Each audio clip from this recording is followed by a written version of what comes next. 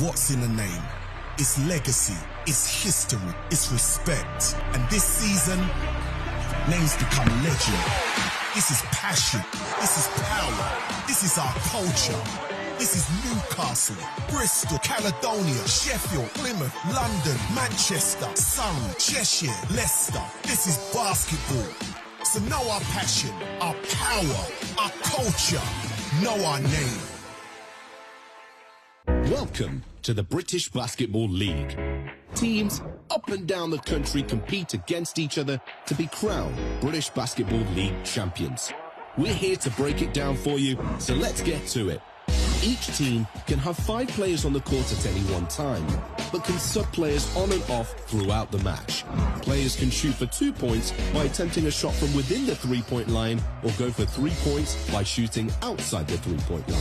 Free throws are worth 1 point each, and these are shot from the free throw line. Each basketball game is made up of 4 10-minute quarters and can never end in a draw. If the teams are equal on points at the final whistle, we go to overtime. Any fouls or violation of the rules results in possession of the ball being turned over to the opposing team. The attacking team has 24 seconds to take a shot, otherwise a shot clock violation will occur. Once the offensive team crosses the center court line, they cannot go back into their own half. Doing so will result in a backcourt violation. To move the ball around the court, players can pass or dribble. And if a player stops dribbling, they can't just start up again. Doing so would result in a double dribble violation. Traveling is another violation that could see your team turn over possession. This happens when players move with the ball but without dribbling. The only exceptions to this are pivoting with the ball upon possession or taking 2 steps after dribbling. Now lace up your sneakers, take to the court, or come join us in the crowd. This is the British Basketball League. Know our name. Hello and welcome to the Morningside Arena in Leicester. Happy Easter. We have some BBL basketball for you. It's retro series game, the Leicester City Riders versus the Newcastle Eagles. And Daniel Routledge alongside Ant Rowe for tonight's game. I busted out the Loughborough All-Stars circa early 70s, late 60s for tonight. This shirt is probably older than me, Ant. Well, sitting next to you is retro enough for me, Dan, so I didn't want to overtop that balance and wear something retro also. But a big game in town tonight, particularly for the visitors, the Newcastle Eagles. They are now in must-win territory every game they play as they try and get a playoff berth. They are indeed, and there's no better basketball sometimes to watch than desperation basketball, and that's what the Newcastle Eagles find themselves in. But look, let's not take away as well. This is a rivalry that's built up over a decade. We've seen these two clubs contest each other for championship, silverware every single year. Of course, the narrative is very different this year, but Newcastle Eagles, it's still a must-win game for them. It certainly is. It is a busy weekend in the British Basketball League. Here's the fixtures. Leicester beaten by 2 down in London on Friday night. Newcastle went down by 9 against Sheffield at home. Caledonia, a great win against Bristol at home. And the thriller that we were at saw Manchester outlasted by a short-handed Cheshire Phoenix, 84-87 that one. Last night, a huge win for Plymouth in their battle for a playoff place with Newcastle, claiming an 89-87 victory at Surrey. Plymouth are in action right now. It is 43-40 they lead at half-time. If they win today, having won yesterday, that almost books their ticket.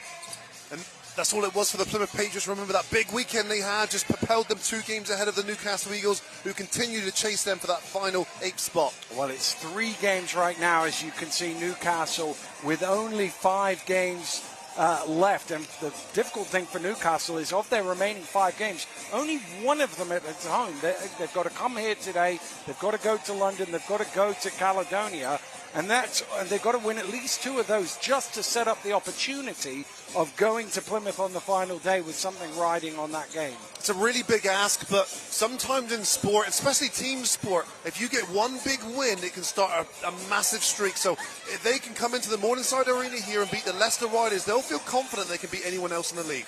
Well, the Riders trying to pip Bristol Flyers to second place. If the Riders win today, they will move into second place, still with the game in hand, but tied on points. Let's take a look at the lineups for the two teams. And Morton Loving absent this weekend for the Leicester Riders. That's a big blow for them. For Newcastle, Javion Hamlet coming back, Ben Mockford coming back. Both played Friday night, limited minutes, 5 minutes for Mockford, 14 minutes for Hamlet.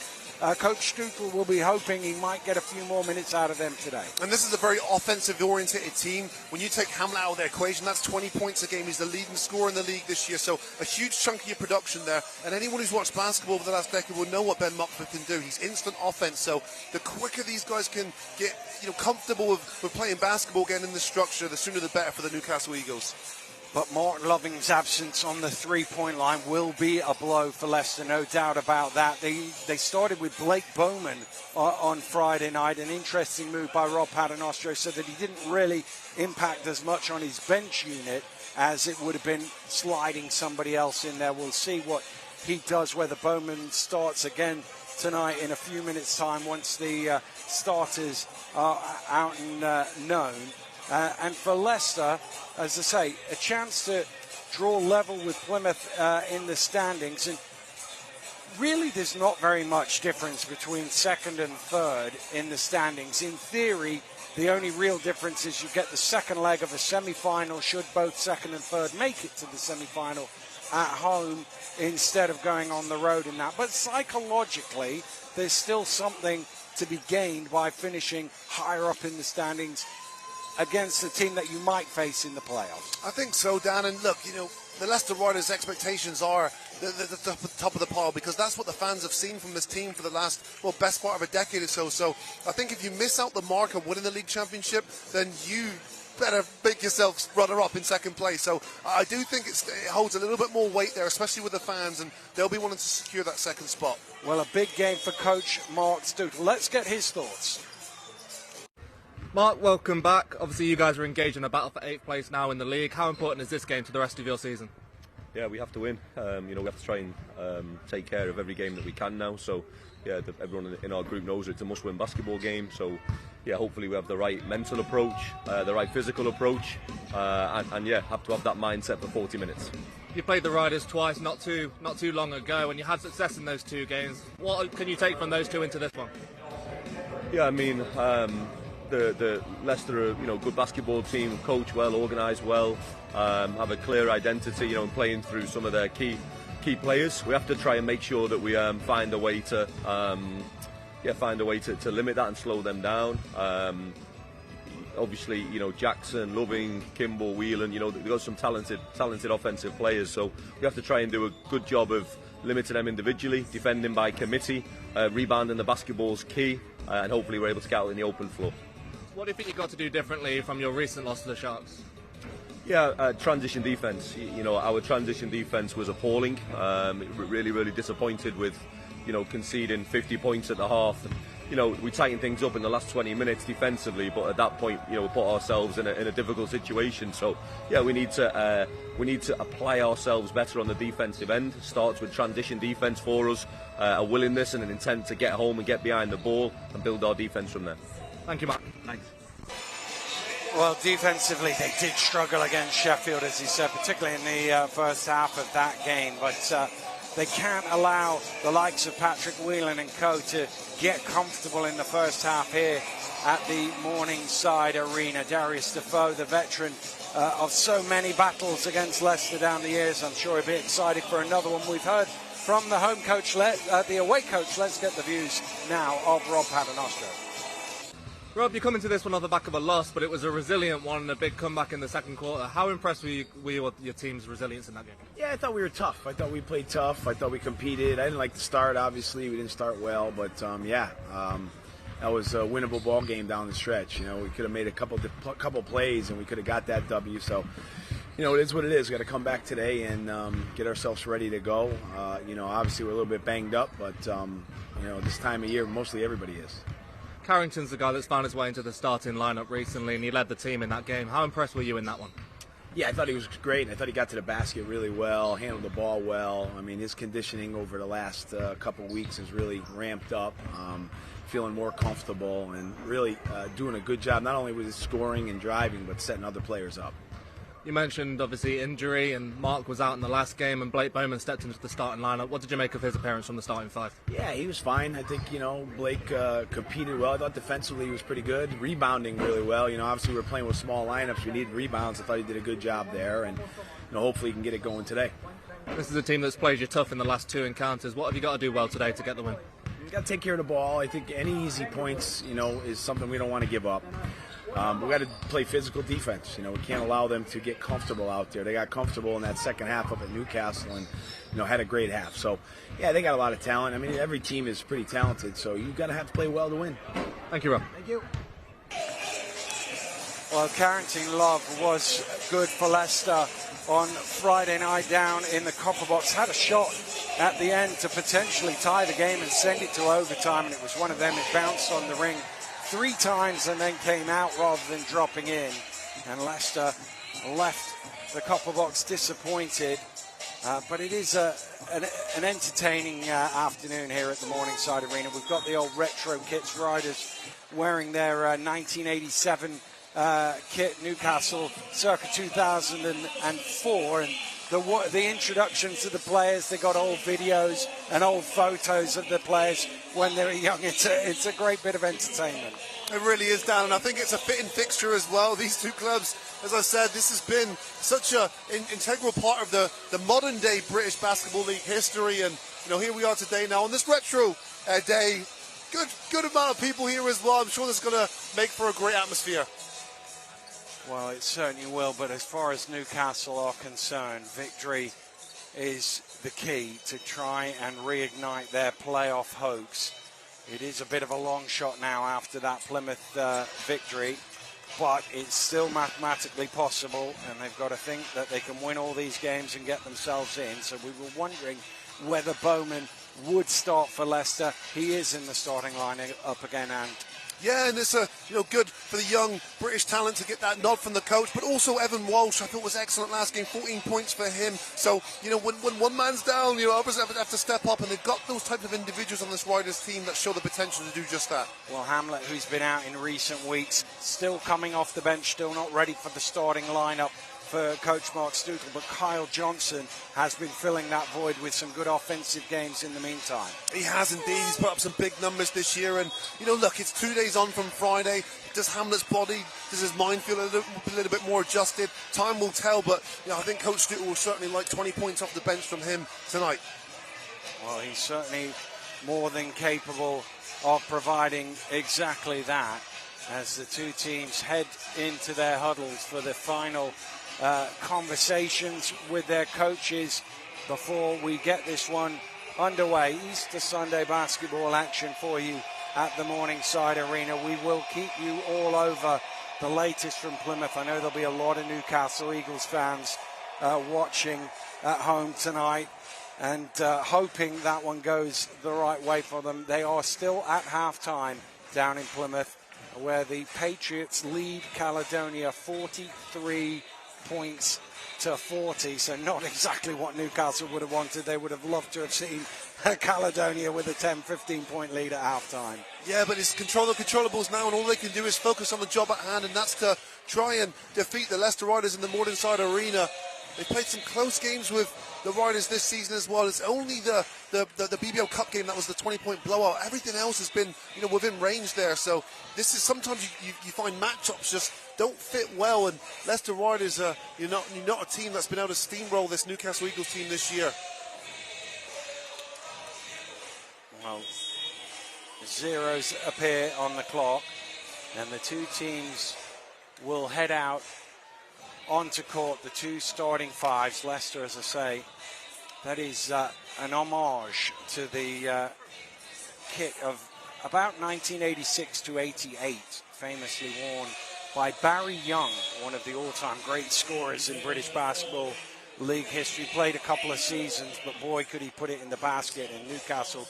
You may have seen the playoff final from a few years ago that recently put out by the BBL, with the Eagles sporting this very kit and doing so in fine style, and they could sure do with recapturing a bit of that magic as well. Well, the Fives are out on court, and we are almost set to go here in Leicester.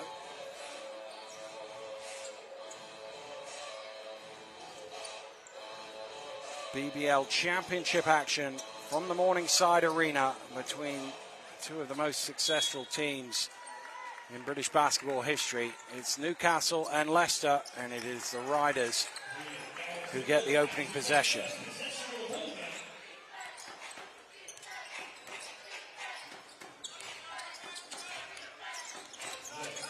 Here's Love. Back up to Bowman. Round it comes to Whelan. Space for three. A little bit short. That didn't hit anything, so the ball is live. Wow, initial offense there. Carrington Love setting things up. Ball was swung. Relatively good shot for Patrick Whelan. That's what you'd want him to take, but no conversion there on the first play. Here's French trying to go to work against Nelson Henry. Good strong move from Hassan French. It's a great move there because he uses his strength to get that more advantageous position, and then he's got the ability and the balance there to muster that ball up and in. Well, foul troubles have been the only issue for French, really. When he's been on court, he's looked good. Bowman's three doesn't go. It's another good look, though, from Carrington Love. You see him, no look pass there on the money. Gordon, Ura stepping his way to the hole, but off the iron. Whelan looking to attack under pressure. Good defense. It was a smart move from Patrick Whelan, trying to attack before the Eagles' defense is set up, but the defense, as you say, Dan, the resistance was good enough there to put Whelan off.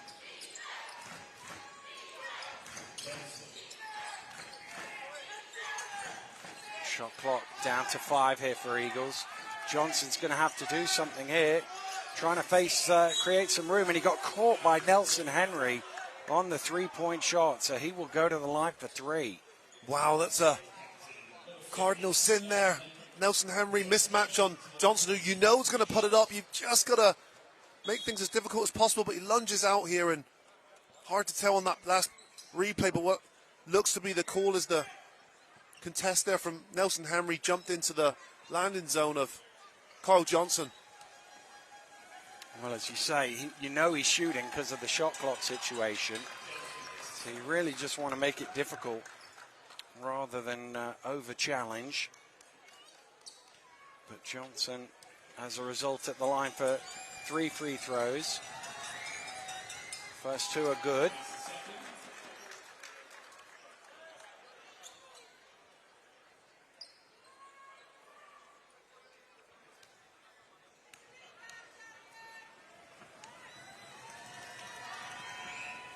And he makes them all, and Newcastle have a 5-0 lead here.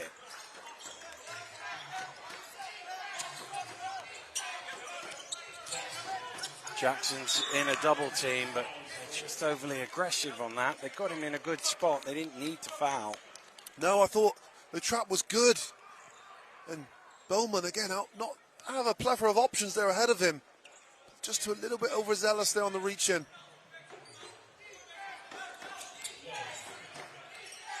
Love, well, they backed away from him. He can't make them pay.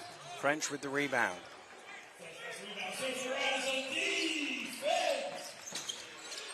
Kennedy's going to let fly from behind the arc. Easy rebound for Jackson. A quick shot there, not a great one, but if Jamel Kennedy is feeling confident, you certainly want his production to add to the overall offense of this Eagles team. All right, it's still looking for their first score. Gone 2 minutes of the ball game, and that pass is almost stolen away. Can't quite keep it in bounds. Leicester will have it on the side with 4.7 on the shot clock. Cohen is so good at that. Anticipation. Almost comes up with a steal there.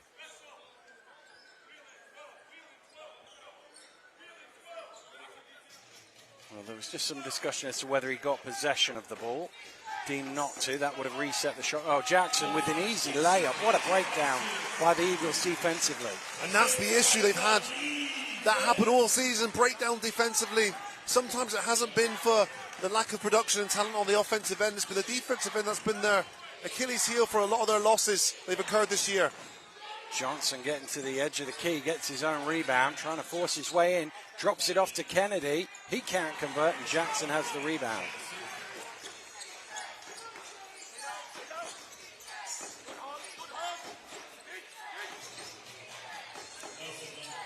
Nelson Henry trying to back down French, threading the needle to Jackson, stumbling out of control, and it's going to be a traveling violation. Wow, what an incredible pass. The anticipation, he knew that his teammate Zach Jackson was going to be on that baseline. Look at this. Just ran out of room though, and defense, Justin Gordon is a good 2 or 3 inches bigger, and Zach Jackson still struggling here to shake that one off. Yeah, as he went to go up, he caught the underside of Hassan's arm, potentially even on the elbow bit, which will be quite painful, I should imagine. He's seeming to get back to his feet under his own steam, and he's going to carry on. Caught one right on the back of the neck.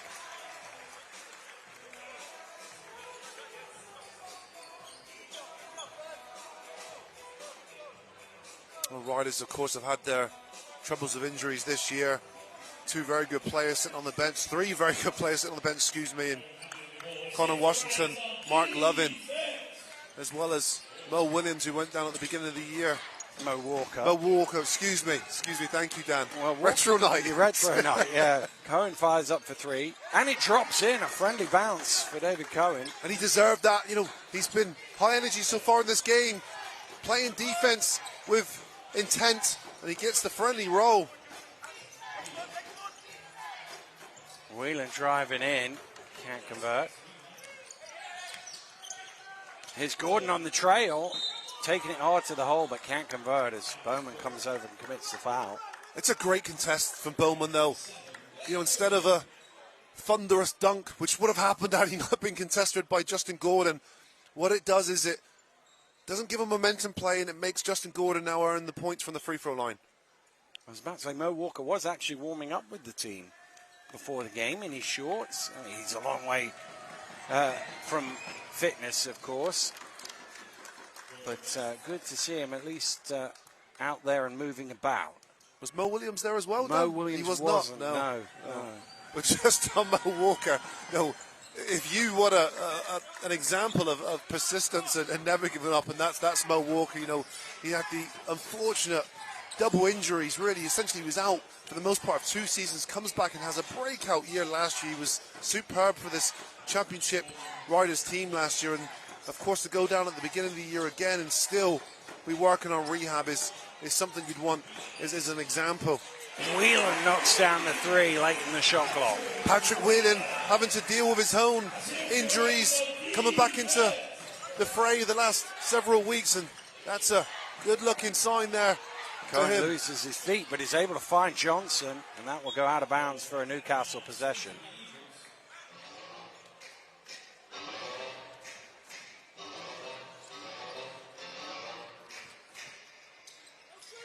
You can see Whelan left open and able to knock it down. And while we looked at that, Newcastle got a quick score on the board to take their tally up to 12.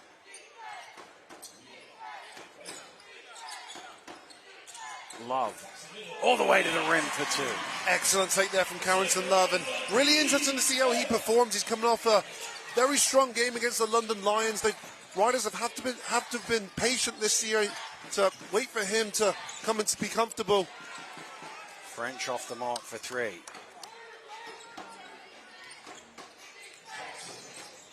Jackson penetrating in and somehow gets that to go. Tough finish, Zach Jackson. Just excellent balance and timing when he attacks the rim, and that's a really difficult finish high off the glass.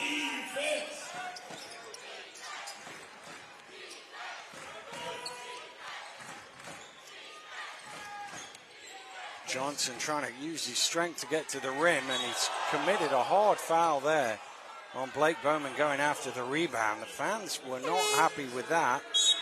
I think Johnson wanted a foul going his way in the first place, but that was certainly a clumsy one. Yeah, I think a frustrating start here for Kyle Johnson. He's got 5 points, which is too shabby at all, but here's a rebound and a little bit of afters there, and it's really dangerous when a player's that high in the air as well. You don't have the luxury to be able to control where you land.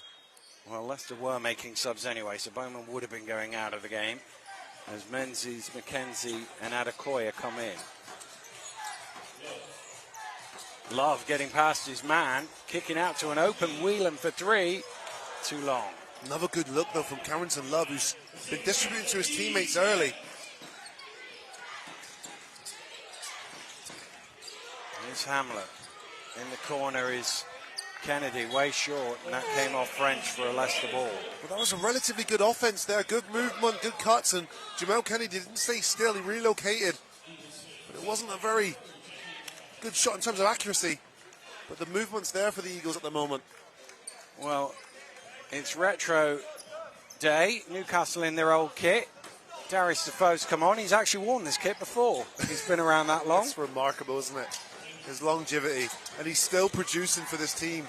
He's been the best player at times this season. McKenzie loses it off his heel. Hamlet doing what he does best, driving to the rim, but can't convert. Gordon, that's one of his strengths, offensive rebounds and putbacks. Well, that's classic Justin Gordon, isn't it? High energy there and skies over the defense. This is a good move from Hamlet, just can't convert. But it's Justin Gordon to pop it back in. Well, it's a good start here for Newcastle. 14 points to 9 they lead. Not so good down in Plymouth, where they've virtually got the same sort of time left, but in the third quarter, and it's the Patriots who lead 54-49 with just under 14 minutes to go in the game. There's going to be a foul on Hamlet.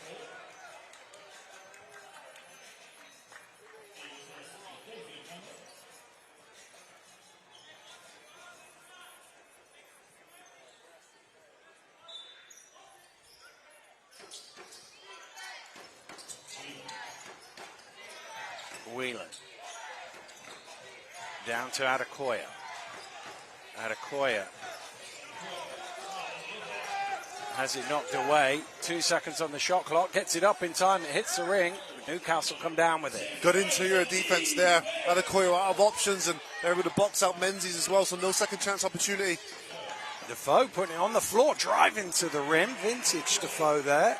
It was indeed, but Menzies does enough to put him off. That's a good pass from Carrington Love. Just good hands from Defoe to deflect it that little bit, so it wasn't a clean catch for Menzies. Well, Walsh will come in for Love. Walsh had a good game on Friday as well. Some very efficient offense off the bench.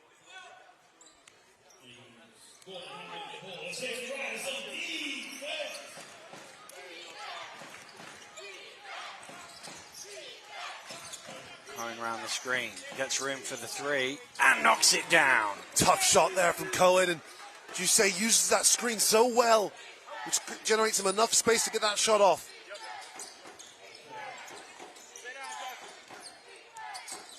Whelan.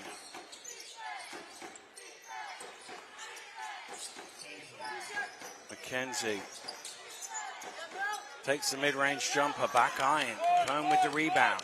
Another stagnant offense, though, for the Riders. And Cohen... Rather ambitious shot. It was an ambitious shot. They've got the rebound, and Hamlet has a wide-open three as a result, and that's going to cause Rob Paternostro to call a timeout here. Perfect start for the Newcastle Eagles. Less than 8 minutes gone, and they are up by 21 points to 9. Well, off that missed shot from Cohen, the activity was there for the Eagles to get a second chance, and it winds up in the hands of the leading scorer in the BBL, Javion Hamlet, who knocks it down. Well, Coach Stoughton will be delighted. He talked about defense in the pre-game. His team have kept Leicester to only 9 here in 8 minutes at home. And that is a recipe for success for certain if you're playing at the Morningside Arena.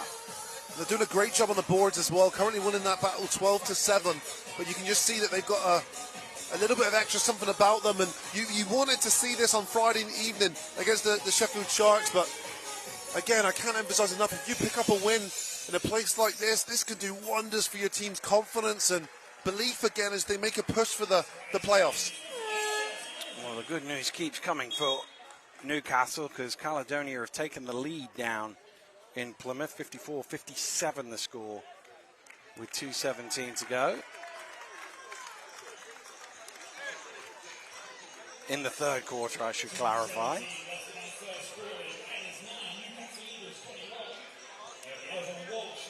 Oh, that game's 240 miles away from this one, but it's synced up to their run here at the Morningside Arena. It's a double positive for the Eagles, that little stretch. Here's McKenzie. Back to Walsh. Inside to Menzies, and Defoe's going to get called for a foul. Excellent call there. And good work there for Menzies.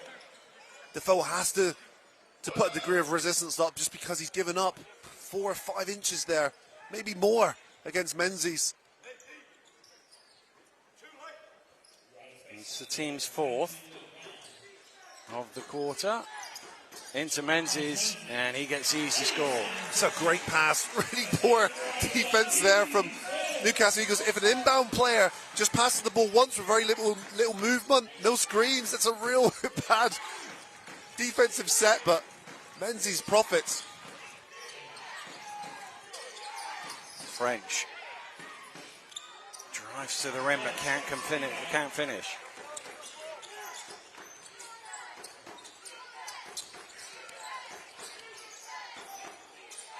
Adekoya, time to line up the three, but he can't knock it down. Riders 1 of 6 from behind the arc here in the early going. Here's Kennedy trying to get 3 of his own. Jamal Kennedy's had some good looks. McKenzie gets a decent look there, but he can't knock it down either. One of those ones that Rob Paternoster scratching his head. I think that's a perfect image of the Riders' offense at the moment, because these are shots they typically make, especially in this building. Hamlet looking to attack, getting all the way to the basket for 2. That is so tough. Just the ability to use his body and outstretch the shot away from a 7'3" shot blocker.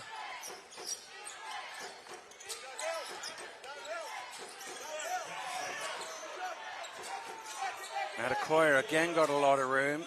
Again finds the iron on the 3. Good work from Mockford to tip that to a teammate. Excellent on the boards.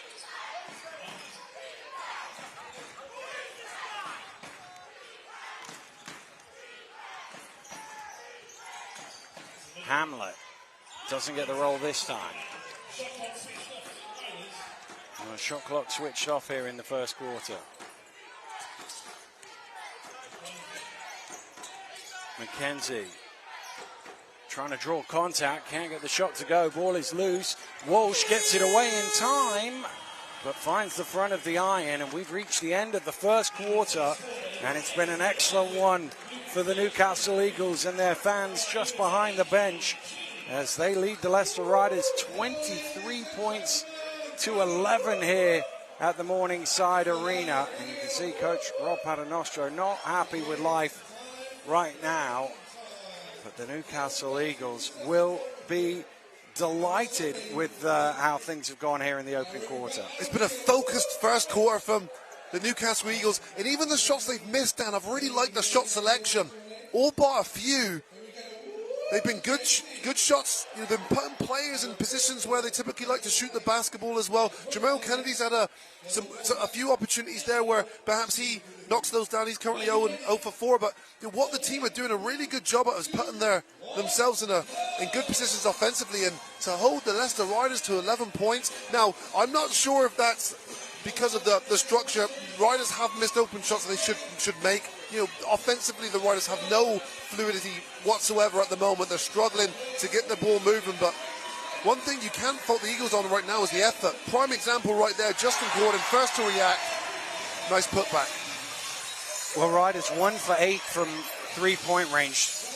A number of those were wide open threes as well. That in this building, as you say, you don't want to give those ones up against Leicester. Newcastle have dodged the bullet thus far in that regard, but they'll have to be able to close those shots out a bit better. I think so.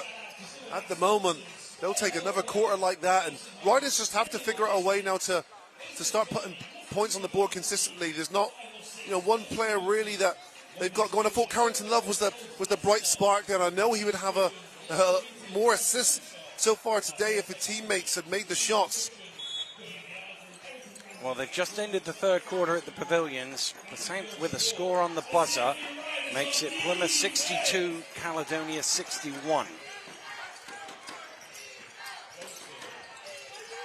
Here's Mockford. Out to Defoe. Defoe with the turnaround. Just doesn't drop for him, but he will shoot two.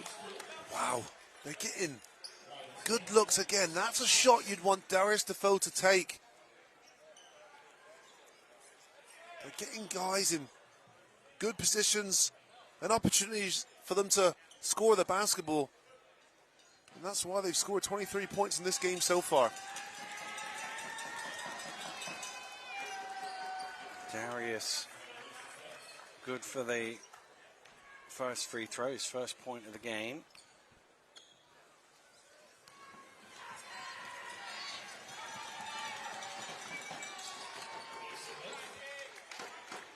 Newcastle's lead up to 14 here early in the second quarter.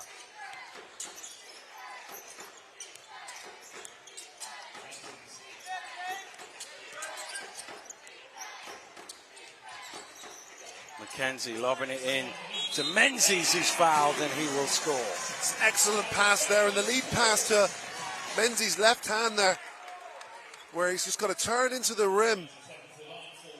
It's a great look. A good focus there to finish.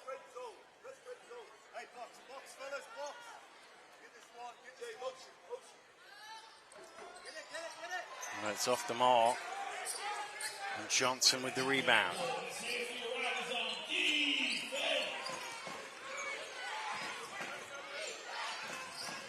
Riders in a zone here. The three-pointer in the corner is off the mark from Johnson. Well, McKenzie, nobody back, but he needed some help from Menzies to clean that one up. Tips it in. And that has forced a timeout for Coach Stuttel here. Minute into the second quarter, their advantage is down to 10. The right idea here from Kimber McKenzie to attack. And Menzies, 6 points off the bench, 3 for 3 from the field. He has been a positive spark here for this Riders team. But again, the McKenzie shot is an easy one. He's beaten his man, he's got an open layup, he should score. He doesn't score, but the only person on the glass is Menzies. And again, Coach Stuttel will be like, defensively, we need to be better than that. Yeah, and they've done a good job of controlling the boards before that incident, but it's Aaron Menzies again. It's hard to accommodate for. He's 7'3", he's under the rim. He follows shots, he's doing what he's supposed to do as a big man. But it's the shot conversion for the Riders. It's not so much the shots they're getting, because they're getting good shots, they're just not converting. Well, at the minute, Leicester are shooting 35% from the floor, 12% from three-point range. Wow. So 50% from two is not too bad, but 1 for 8 and not really getting it done. Looks like they're coming out with a little zone press here, Leicester.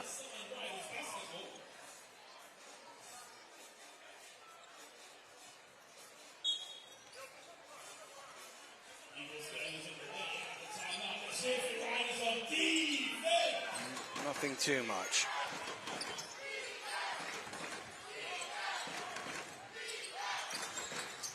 Hamlin tosses it up high. Again, Menzies changed that shot and got the rebound. Excellent impact, both ends of the floor, Menzies. McKenzie driving in, and he hits the deck and will shoot two. Defoe also on the floor. Let's say with the bodies in between everybody. Didn't quite see what happened.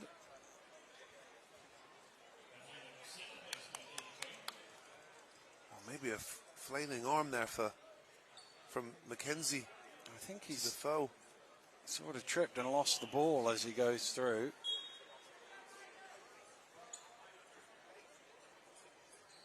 I like Mackenzie's intent, though, towards the rim. You know, when you're not shooting the ball particularly well, you've got to figure out a way to get higher percentage shots in and around the rim, and him attacking is creating good things for him. And the play, a couple plays before with Menzies with a putback. So if you're making action towards the rim, trying to force the issue to make something happen. Well, he's 0-4 from the floor, but he's got his first 2 points on the board. That was his second personal foul on Justin Gordon, by the way.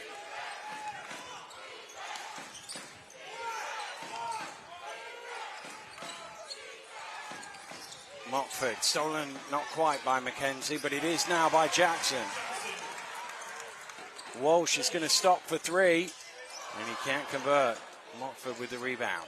Oh, good rebound again from Mockford after his error, which caused a turnover. And that's another good shot for Evan Walsh. 1 of 9 now, Leicester. Cohen with a high arcer for 2. Cohen so controlled there, and he's a player that can score the ball in bunches when he wants to. David Cohen, 8 points personal.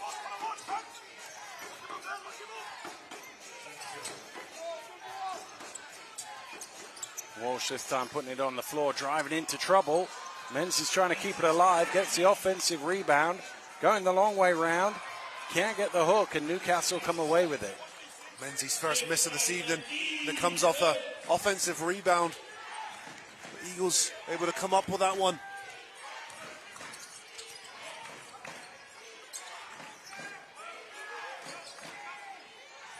Six on the shot clock. Mockford running off the screen, gets it away and knocks it down. And that's what they've been missing. Ben Mockford coming off the screen, as we've seen so many times over the years. Big shot. Well, he had a game here for Cheshire where he hit like 8 threes, I think it was. Mackenzie lobbing it into Menzies, but he's crowded out of it. Extra pass is Walsh in the corner. Again, Menzies on the offensive glass. Jackson now for 3. Finally, Leicester get one to go. Excellent work from Aaron Menzies to get some opportunities for his team, and Zach Jackson steps up when his name is called. Well, they were 1 of 10 before that one went in. Cohen sneaking back door, and he's fouled by Walsh.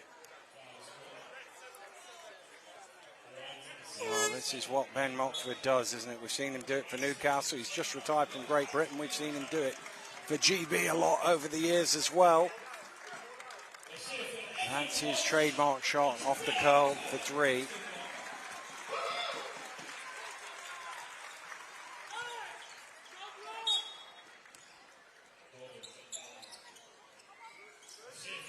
Wow, that's a clumsy foul by Justin Gordon, just knocking Jackson to the ground, and that's going to be his 3rd. There's just no need for that. Yeah, it's a strange foul to pick up there. Coach Stutel's going to have to make a decision here now. Oh, actually, they put it up as 2nd. So, yeah, it is his 2nd. Hamlet's on 2 and he's on 2. So, obviously had Duff information earlier.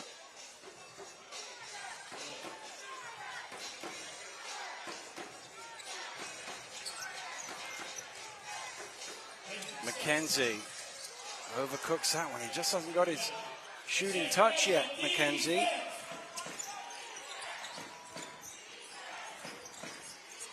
Johnson at the elbow knocks it down. Good movement there, perfectly timed cut from Johnson, and that's way too much time and space for him for that mid-range jump shot.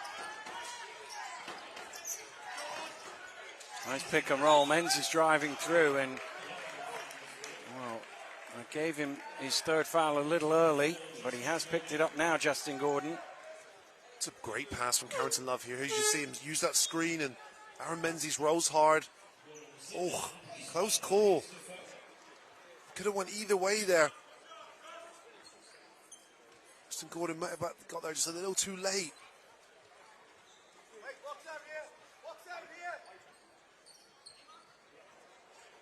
Well, Menzies just sorting his shoes out. 5:30 to go in the pavilions. 67 Patriots, 69 Gladiators. Make that 71 as Durham converts. And he's got a three-point play coming as well, I think, as Menzies misses the free throw.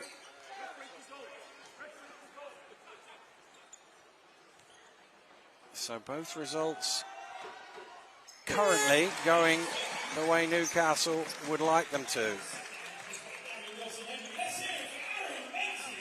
Menzies sits down, replaced by Nelson Henry, but those are 8 or 9 good minutes for Aaron Menzies.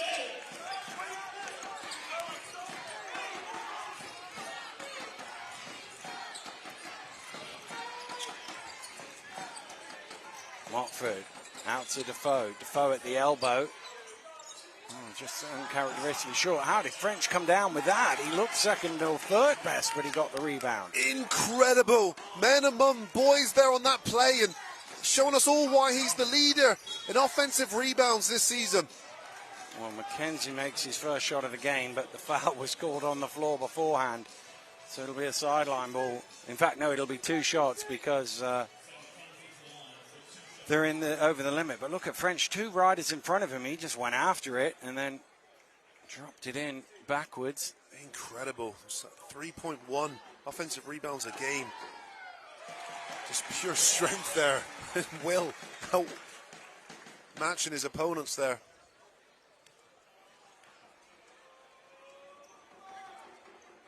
And McKenzie makes both from the free throw line, and even though that jump shot didn't count, I bet you that will give him a little boost to see the ball go through the net as it did on that shot.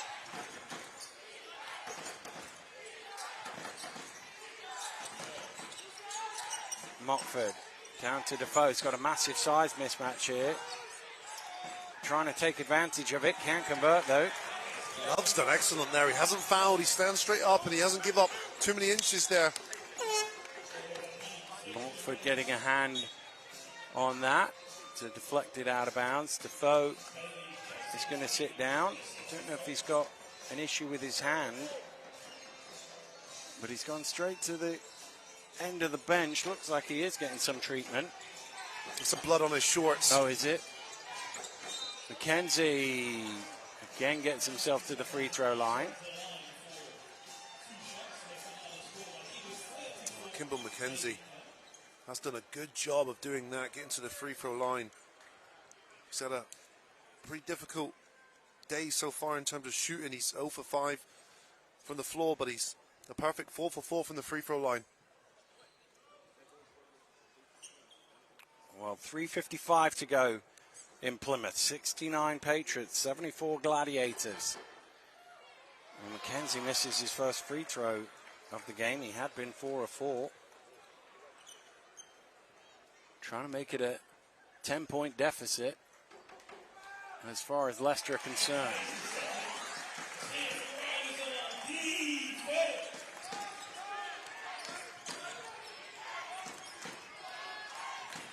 Cohen back out to French.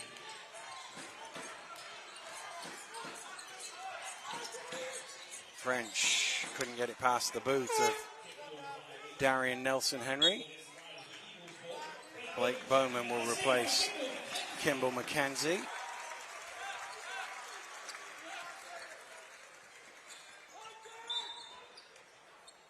.14 now on the shot clock because of the kickball. Need to get it in. That's not a great pass. Kennedy able to get it.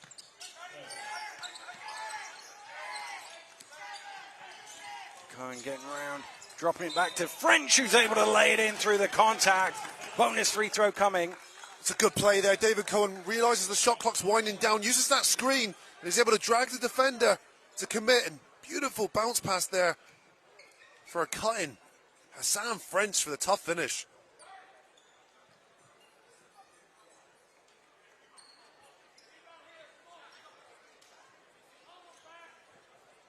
Well, Prince Honwas has just hit a 3 for Caledonia. 2:44 to go.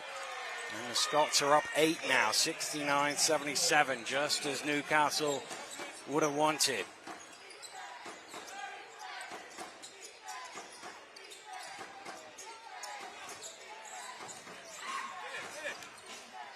Bowman. Jackson getting to the elbow. Bowman trying to tip it in, and he does. Blake Bowman just first to react there, and we've seen what an athlete he is. Easy tipping for him to make this a 10-point game.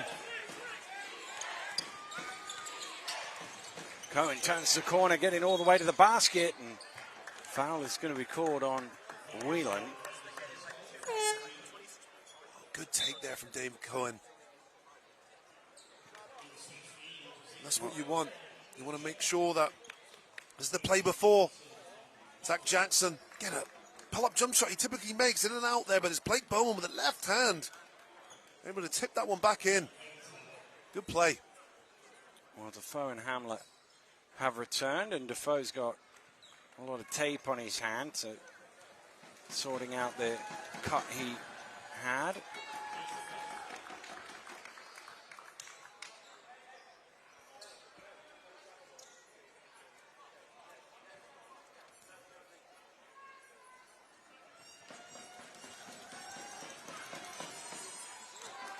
Cohen makes them both. Newcastle's lead is 12. 3:40 to go to halftime here at the Morningside Arena.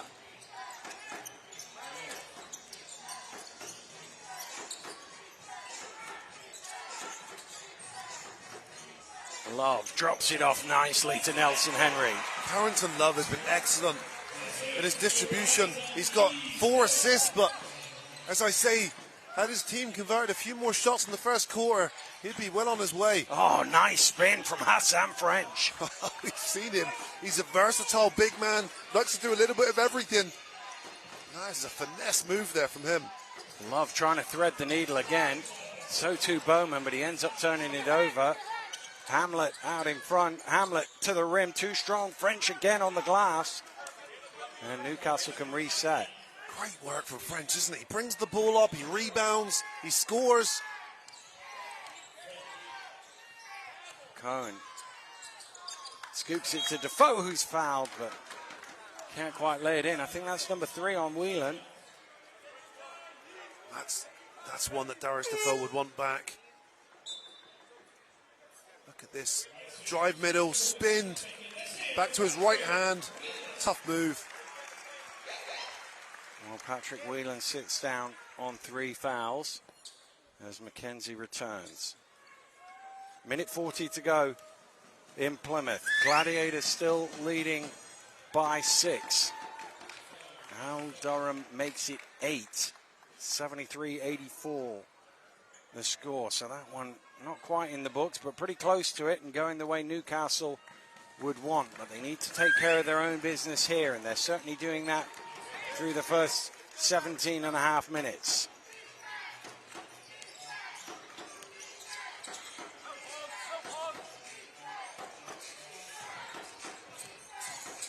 Love to Jackson. Jackson, blocking foul is called against French.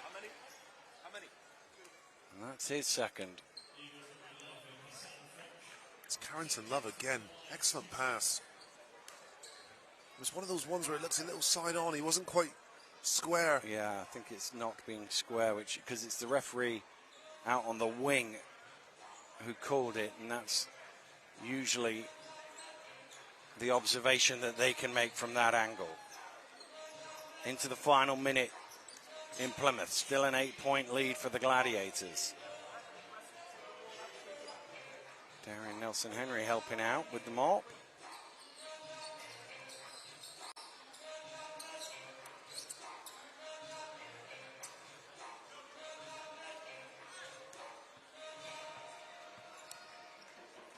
Now Jackson will shoot 2. Leicester have been shooting free throws really well in recent weeks.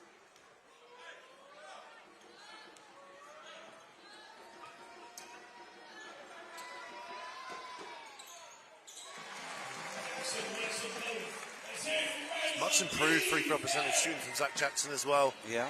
Last year I think he's around a 65% free throw shooter. This year 80. He had made 24 in a row until Friday night. Wow. Missed one at the beginning of the game against London. But Leicester are the best free throw shooting team in the league, but they've been even better in recent weeks. French misses everything. Kenzie's on the deck. Everything carries on. Jackson's going to pull up for three and knock it down. Zach Jackson just pops up, doesn't he? Out of nowhere, and that's a big play. The confidence as well to pull that up, that three-point shot on the fast break. Big play. Well, we're talking about Riders shooting poorly from the three-point line. 2 of 11. He's 2 of 2, by the way. They're now 3 of 12. He's met 2 of 2. Well, a late three-pointer for Plymouth, but they're going to run out of time. They're down 78-83. There's only 13 seconds to go in that game. But Newcastle, well, they won't know in the huddle about that. I'm sure they'll find out at half-time that Plymouth have lost and the door of opportunity is open. But just because the door's open doesn't mean you walk through it. They are walking through it now, leading 33-42 here against their old rivals. And Coach Stupel will be delighted that when he looks up at the scoreboard, he sees 33 against Leicester with a couple of minutes to go to half-time. That is a good defensive effort. Yeah, I think so. I think the concern would be, though, the poor shooting from the Leicester Riders. And the qualities of shots they're getting are good. It's not like Newcastle Eagles are forcing them into bad shots, but what Newcastle Eagles are doing, though, is they're applying energy and effort on the defensive end and making things as difficult as possible for the Leicester Riders. All the while scoring the other end of the floor. 42 points for them so far in this half, which they'll be happy with. Leicester again with a little show of full court pressure, although nothing too strenuous. Although Cohen's fallen over. He's got the pass away without moving his feet, so that's perfectly legal. Cohen now late in the shot clock, and there's an unsportsmanlike foul called off the ball. Defoe is on the floor, and it's Bowman's number that shows it. Well, I didn't quite see what happened. I was sort of looking at Cohen. It was kind of in front of us, so I did see Defoe going down. It'll be 2 in possession for the Newcastle Eagles. Yeah, I'm with you on that one, Dan. I was over with the ball action as well, and it looks to have been a tangle there at the top between Defoe and Blake Bowman, but the referee had a pretty good vision, caught it instantly. As Defoe slid across the floor.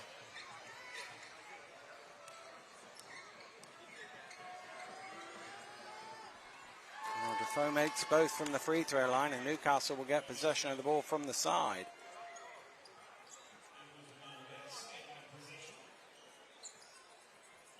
.139 left here in the first half.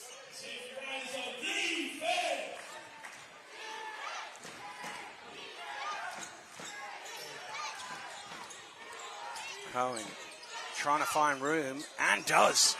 David Cohen, again, he's went to that turnaround jump shot a number of times today, and his results have been pretty impressive. Love on to Bowman for 3. Blake Bowman replies.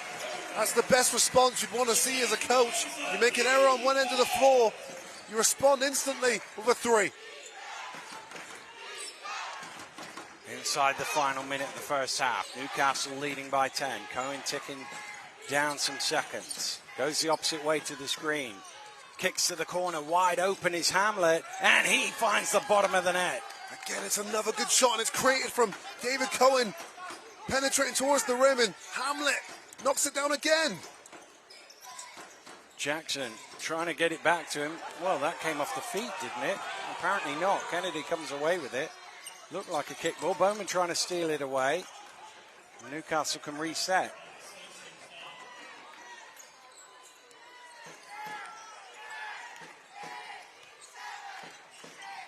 Hamlet now shaking and baking, losing the ball. Love has it. Love looking for options. Jackson is one of them. Steps back for 3. Zach Jackson, his 3rd triple of the first half. And that will cut the gap to 10 at the half. That's a big play, Dan. Newcastle Eagles should be minimum up by 13 going into this half-time break, excuse me. But it's the Riders who come up with a big turnover. Carrington Love makes the right decision again, and Zach Jackson, he's the only one that's been immune to the poor shooting in this first half. Knocks down his third triple. Well, he's got 15 points. He's taken 6 shots, which shows you how efficient he has been. 3 of 3 from behind the arc, 5 of 6 from the floor, all told. And he has been the driving force for Rob Paternostro and his Leicester Riders. But they've got work to do here. Still trailing 39-49. And the buzzer has just sounded in Plymouth, where the Patriots have been beaten by the Caledonia Gladiators, 80 points to 85.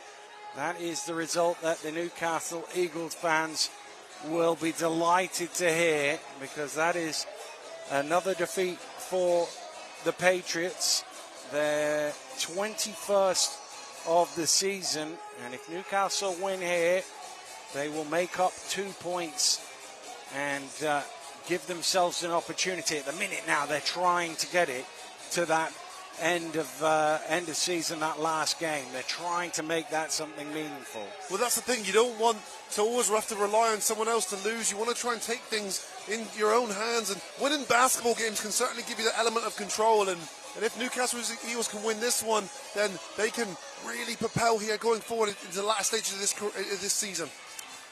Well, we're at the half at the Morningside Arena. It is the Leicester City Riders 39, the Newcastle Eagles 49. And we've got our halftime package for you now, starting off with the Riders captain, Darian Nelson-Henry. I wanted to be a professional basketball player since I was a little kid. My aunt told me that you have to write your goals out and have them displayed to you. And I still have like my old child's handwriting framed, and it says, I will play in the NBA one day. Well, that didn't quite work out, but I'm playing professional basketball in an environment that I love. So I guess my childhood dreams did play out in a sense. So I grew up in Seattle, Washington, Kirkland to be specific. Seattle's basketball scene is pretty awesome for the size of a city that it is. There's a huge network of basketball guys where you can play, and you're going to find good runs no matter where you go. You're spoiled for choice in Seattle, which is pretty awesome to say. Nelson-Henry back in, gets his defender in the air. What a move, Darian Nelson-Henry. Grew up playing with my buddies, and that migrated to playing AAU and trying to find a scholarship, and from there I was lucky enough to go to the University of Pennsylvania to play basketball. I was there for 4 years. Started most of the time I was there, and wound up being captain my senior year. I learned a lot of time management at Penn, that's for sure. I had a lot going on. Obviously studies took up a lot of time, being such a heavy academic school, but then I had basketball on top of that. I had a social life, and I had to work a little bit, to make some ends meet. So it was a challenge, but I appreciated everything about it. If your time in your day is filled every single nook and cranny with stuff to do, you learn to work your butt off, or you're going to fall behind. Tyler Bernardini was a longtime player, and I think captain here with Riders, and he was a senior at Penn when I was a senior in high school, and then I did my official visit to Penn. We met on the official visit, socialized a little bit. He came back a couple times to Penn, and Tyler pretty much told me, Rob used to be a player. He's an amazing coach. He's going to hear you out. He's going to let you play, and that's exactly what I needed to hear. And then furthermore, he just talked about Leicester and the sense of community here.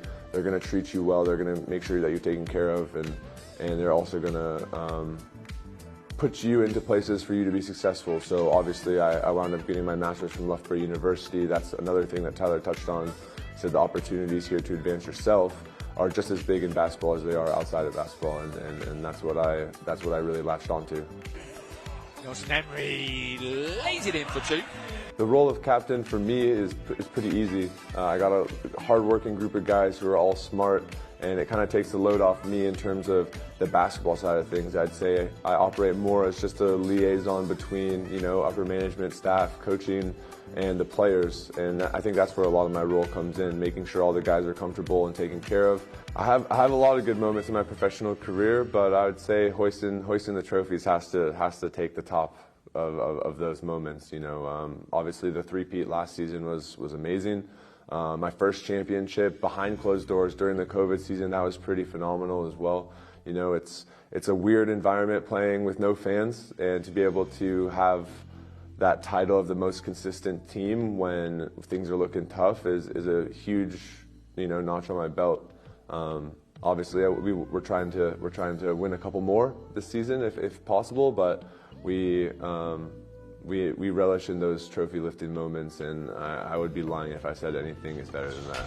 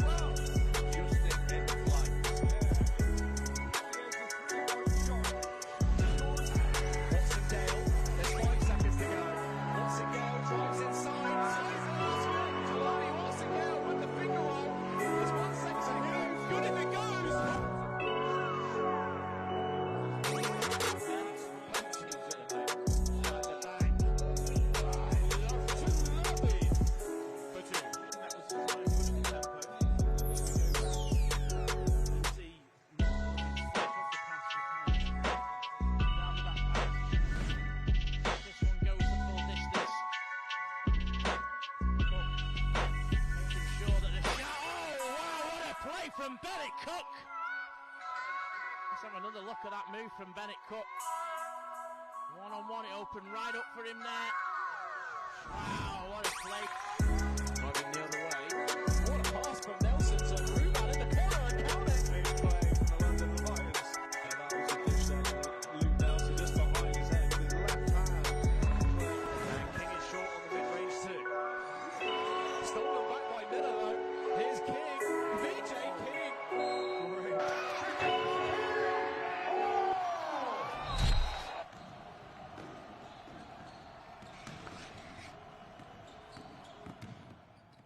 And like, what do you want your legacy to be?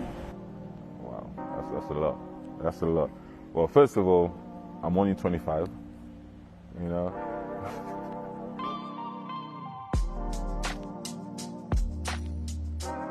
Journey to basketball. Well, I started playing basketball when I was in year 7. That was the first time ever in touching a basketball. Didn't even know what the sport meant, you know. But so yeah, being in secondary school was the first time playing basketball. Was the tallest in the school. You know, my PE teacher told me, why didn't you come play basketball? You know, I used to wake up at like 7 in the morning to get the bus to go to morning training before school started. And then yeah, I just fell in love because, for one, it was indoor, it wasn't outside, it wasn't too cold, you know, so that was a good thing, you know, so yeah, that's the reason I fell in love with it. Well, I was born in the Caribbean, in an island called Dominica. Came to England in 1996, came to London, grew up in Tottenham, you know, then went to school in Haringey, started playing club basketball for Hackney Whitehead, you know, under Joe White and Richard Fergus, and then keep playing, and then since then the rest is history. You know, it wasn't my dream, you know. I used to just love the sport, you know, love playing the sport until I went to college in Hackney, and my coach that year was Tony Gabaletto, he's also used to coach here, and he told me, you know, why don't I go up to Newcastle, you know, to play for the weekend and play in a friendly. So I was like, yeah, why not? You know, didn't know where Newcastle was, you know.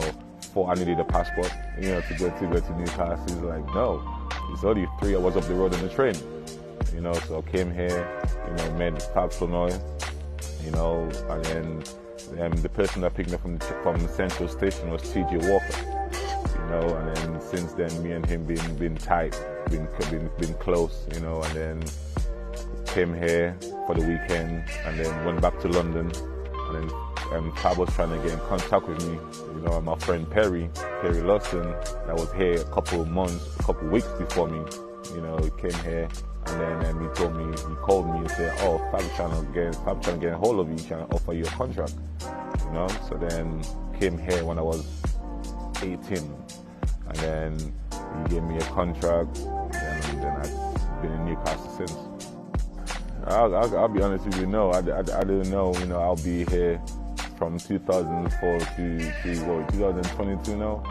That's pretty long time, you know. Well, you know, thanks to, you know, Fab Flonoy, you know, for taking a chance on me, and Paul and Sam for giving me a chance to play for a wonderful club, you know, Newcastle Eagles, and also in front of the wonderful fans, you know. So it's thanks to them. The BBL means a lot to me, you know. Basketball is all I know, and then me being in the BBL, the legacy, all this is for my family, my kids, you know. I want them to be proud of me when I stop playing, and I want them to be happy. I want them to see when they go on YouTube or whatever, they see the picture of their dad, you know. So that means a lot to me. The one that stand out the most to me, you know, and me and my boy Roman Fletcher, we talk about it quite a lot. It's the first playoff final in the O2 in London. You know, that day was very special to me. We talk about it until this day. You know, me and Fletch, we talk about it. It was just everything, you know, being in a big arena like this. You know, at one point I remember it was during the game. You know, I asked him, I said, Fletch, what's the score? And, you know, he said, I don't know. You know, I said, well, me either. I don't know where the scoreboard is. You know, and he said, look up.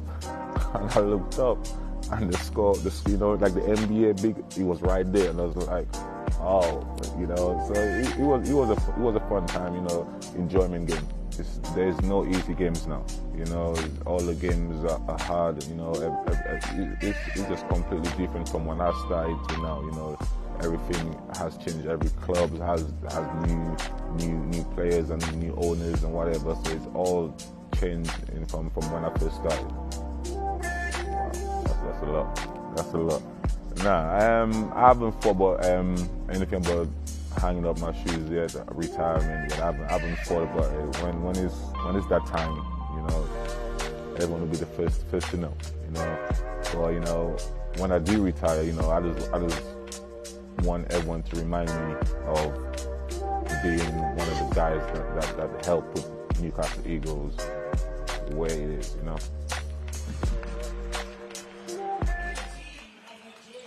Well, welcome back to the Morningside Arena in Leicester. Retro series game between the Leicester Riders and the Newcastle Eagles, and it's the Eagles who are desperate for a win, who are leading at half-time. And, well, the interesting thing is you look at the numbers, and there's not a massive amount between any of them, but really that three-point field goal shooting for Leicester has been masked by Zach Jackson. Everybody else is missing, and he's knocking them down. Yeah, that's exactly it, Dan. And you mentioned it there.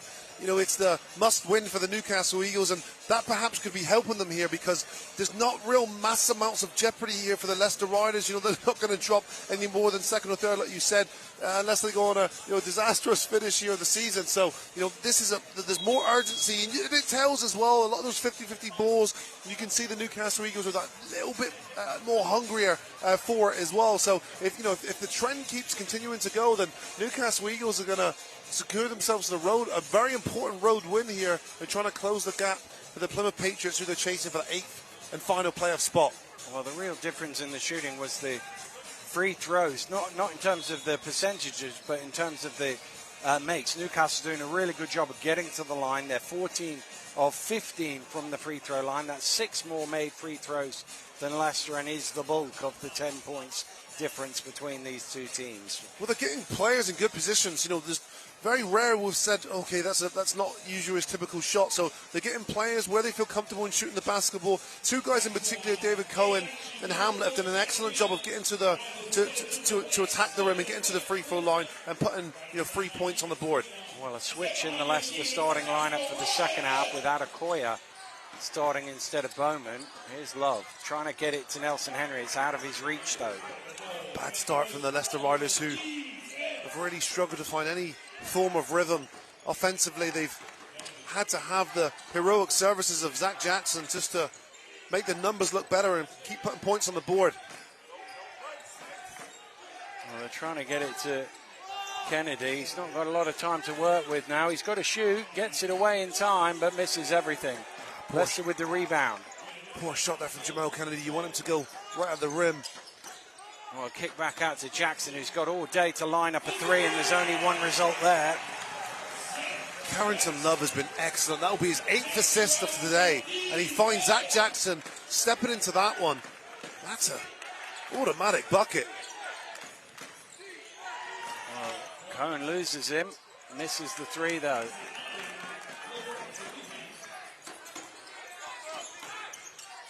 Love with the step back 3, not quite. Quick outlet to Kennedy. Gordon's going to take the triple. He misses.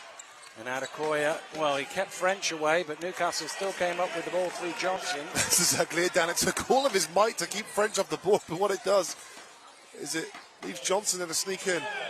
Well, there's a mismatch there, and Cohen hits the deck, hoping for a foul. He doesn't get one. Adekoya gets 2 instead. That's the gamble you take if you're going to look for the offensive foul. You've got to be prepared for the opposing player to walk the ball in. Johnson just got into reaching that. Knocked loose by Gordon, and that will be a Newcastle possession. Good intensity, though, from Kyle Johnson to stay with it. He's had a really frustrating day so far by his standards. Hasn't been plain sailing. 2 for 8 now from the floor for him.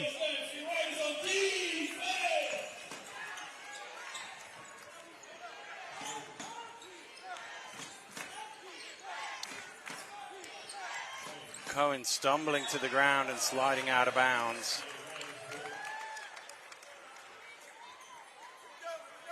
He's having a word with the referee as if to say he was pushed to the ground. He seemed to be diving rather than anything else.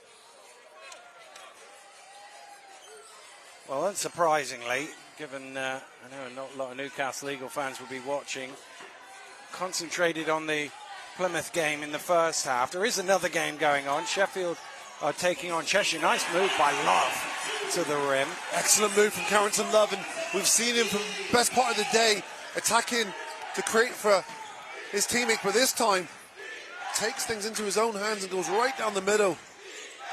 Here's French. I will give you that Sheffield score in a minute. Here's French driving hard.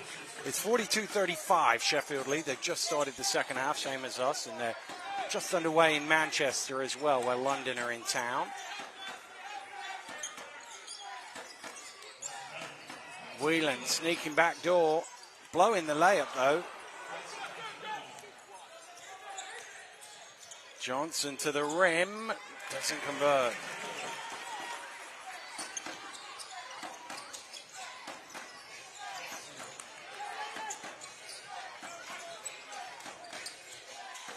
Whelan along the baseline. There's going to be a foul on French, which will be his third personal foul.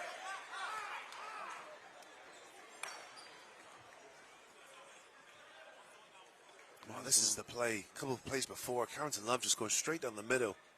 Not great defense there, and Justin Gordon, I think, was hesitant to go after that. And Theo picking up his foul. Well, there he is again, right to the rim for the lay-in. He has been excellent. That'll be 6 points, 9 assists for Carrington Love, who's controlling this Leicester Riders offense. Leicester have started this half well and cut it down to only 3. Johnson trying to stretch it back out, but Adekoya with the rebound. Jackson now inside to Nelson Henry with the hook, and he bobbles in, and Leicester have scored 11 of the first 13 points to cut it to 1. And the issue is for the Eagles, they've only got 2 points in the quarter so far, so it's been a long old slug for them on this end of the floor. And they can't get 3 there as Kennedy gets a rebound, and Johnson's got hold of Whelan on that rebound and gets called for the foul. Again, that's another one you don't really need. He wasn't going to get the rebound anyway. It's his second, he sits down. But as you say, Anne, Newcastle, 2 points in 4 minutes. Leicester have had 11 in the same time span, and you think back to the first quarter, they only scored 11 in the first 10 minutes. Yeah, they've got to... And this is a Newcastle Eagles team, remember, they've lost a significant amount of their games where their mental resolve needs to be tougher, it needs to be stronger. You know, can they ride this wave here? Because it's the Leicester Riders who are showing the first punch in the second half, and Zach Jackson now inflicts even more damage on this Eagles defense. The Leicester Riders in the lead for the first time tonight. The defense echoes around the Morningside Arena as the fans react to their team's improved second half performance. Room for Kennedy. Rims out the 3. Nelson Henry wins the battle of the boards. Well, Nelson Henry has a mismatch down low. They've recovered okay, but they're still scrambling a bit. Jackson now for 3. Nelson Henry with the rebound. Whelan to the hole, and Whelan will lay it in. And midway through the third quarter, Coach Mark Stootle turns to the table and says, I need a timeout, because his team have been outscored 15 points to 2 here in this third period. Wow, and what a take that was from Patrick Whelan. He turned down the 3-point shot. Instead, he attacked the rim. A difficult finish. As you say, Dan, it's a big slippery slope here in this third quarter. And Zach Jackson, though, he's been a problem for the Eagles all day. Getting good inside positioning here in that soft touch that we've become accustomed to seeing. A second chance opportunity here, just breaking the back of this Eagles defense. The tough finish of Pat Whelan. Well, Leicester certainly offensively have been a different animal in this third quarter, and that is why they've taken the lead for the first time in the ball game. And Newcastle need to find some response, but the problem for Newcastle at the minute is the response they need is at both ends of the floor, because they're giving up too many points and they're not scoring. It's the worst combination to win a basketball game, and that's why I would say that, you know, this Newcastle Eagles team have not been good defensively all season, but where they have had advantages over other teams is the offensive production, the ability to outscore teams. And when they've gone dry, they've gone barren, making things really difficult for themselves on both ends of the floor. Well, they're underway in Manchester, by the way. It's 10-8 to London, but the notable thing from that, Sam Decker into the starting lineup for London after playing some minutes against Leicester on Friday night off the bench. Of course, they have their Euro Cup playoff game at Badalona, taking on Juventud on Wednesday night. That ball's knocked away from Hamlets on the floor, and it will go out for a Newcastle possession, but there is 0.9 on the shot clock. Oh, not great, straight out of that timeout. You'd want a clean, crisp offense there. They did not get that, almost turned the ball over. Now they've got the tall feet of trying to score the ball with 0.9 seconds left. Well, there isn't time for that. I don't know what he was thinking, Cohen. It's a catch and shoot. You can't throw it off the back of somebody and then get the ball back and then shoot it in 0.9 of a second. Well, it was the wrong decision. It would have been the right decision if there was 2.9 seconds left, but there wasn't. There wasn't.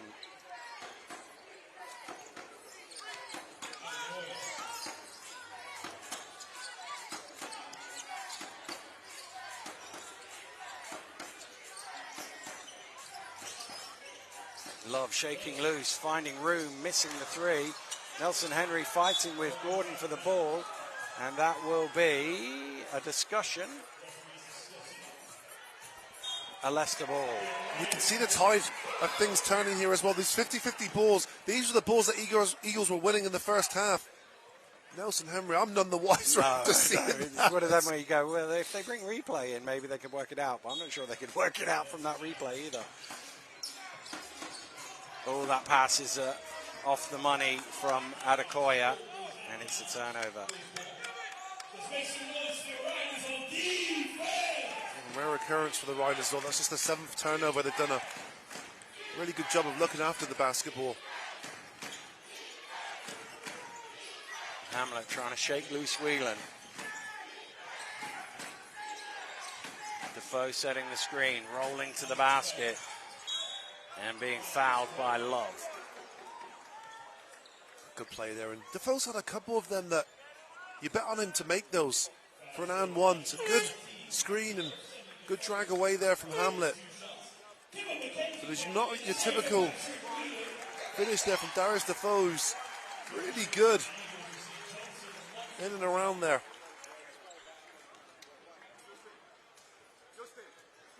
50-50 in Sheffield between the Sharks and the Knicks. In fact, Sheffield just taking the lead there, 50-52, and London a basket up in the early stages at Manchester. Defoe trying to make it a one-point game for Newcastle here. And he converts. 54-53, only the 3rd and 4th points of the quarter for the Newcastle Eagles. McKenzie along the baseline, blocked by Defoe. Away comes Hamlet, has Gordon with him. Drops it back to Jones. Oh my goodness! Zach Jackson with an incredible rejection. It's a basket-saving block. And McKenzie scores at the other end. Wow. Back-to-back sequence of plays there that could be defining moments in this game. Incredible play there from Zach Jackson to ignite that. Push of the basketball and conversion by McKenzie.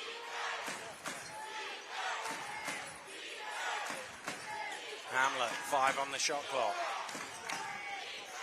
Trying to get to the basket. He's blocked as well. It's saved, but that'll be a shot clock violation. Great work from Carrington Love this time. It really is, and sometimes it's contagious, Dan. You see one guy do something that looks like Superman. You want to join it, and Carrington Love now not only blocks the shot, but keeps the ball in bounds. Results in 24-second shot clock violation and a turnover for the Eagles.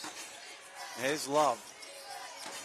Back to Nelson Henry. He's going to take it at the top of the key, and he's off the mark.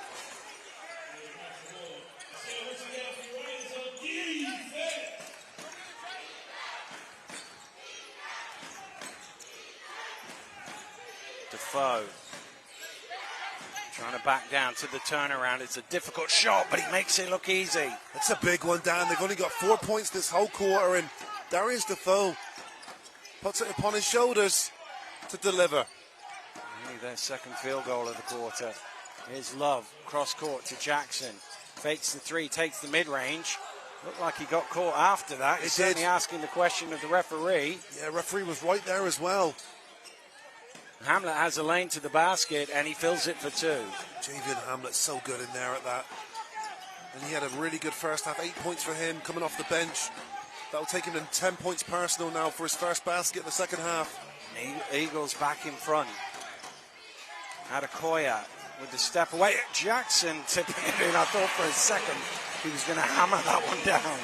Zach Jackson, 22 points personal now for him, and he has been that guy that you don't want to see if you're the Newcastle Eagles. Well, Gordon trying to get it to Defoe, but Adekoya read that pass and knocked it away.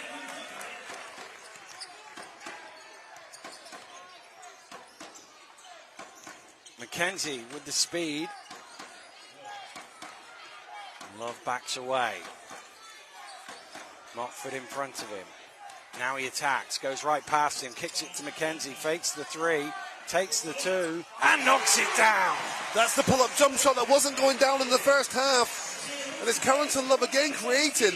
McKenzie had 2 shots there. He had the 3-pointer shot initially, and then the pull-up, which resulted in a 2 for him.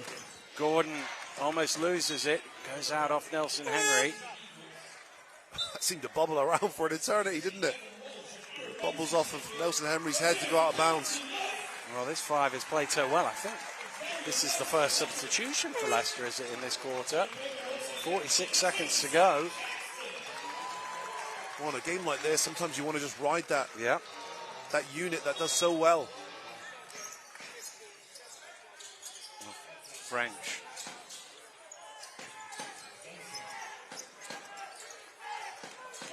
Hamlet, 4 on the shot clock. Needs to go quick. Oh, he leaves McKenzie on the floor and he knocks it down. It's a big play, isn't it? Javian Hamlet jab stepped himself. A lot of space there and knocks it down.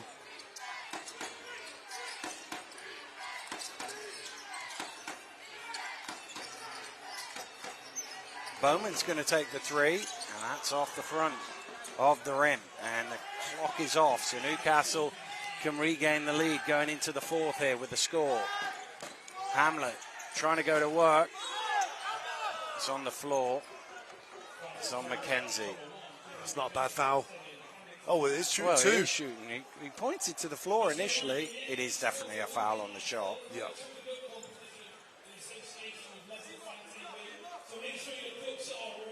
So Hamlet with a chance to first tie the game and then give Newcastle the lead, which, given where they were a few minutes into this quarter, is probably not a bad outcome. Javian Hamlet leads the league in 3 throws made. 1.3 seconds. Bowman back to Adekoya, who doesn't have time from 3-quarter court.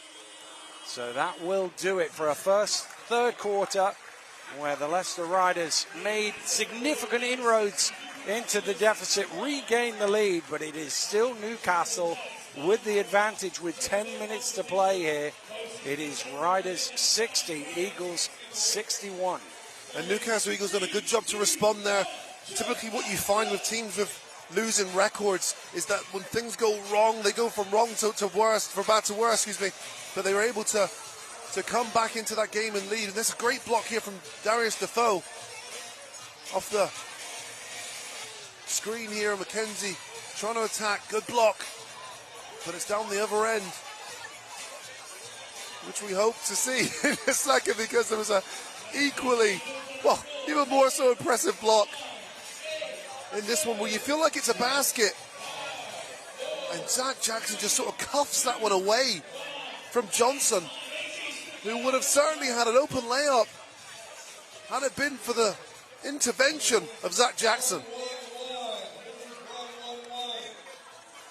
Well, as you say, it looked like an easy score, and then how he swipes that one away. Incredible play from Zach Jackson. That was the point at which Newcastle couldn't score.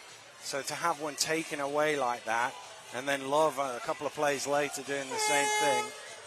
Well, a big 10 minutes for the Newcastle Eagles here in their battle for a playoff place. If they are going to catch Plymouth and pick them at the post, they have to win on the road somewhere. Whether it be here, whether it be at the Copper Box, whether it be at the Emirates Arena, somewhere along the line they need some road wins, and this is obviously the first opportunity, and it's also currently the best opportunity because they're in the lead. Well, and Riders have been one of the teams that the Eagles have beaten this year as well. They've beaten them up in the Virtue Motors Arena in Newcastle. They've also played them 2 times closely in this building. The only anomaly really was the BBL Cup quarter-final where the Riders were victorious at 20 points.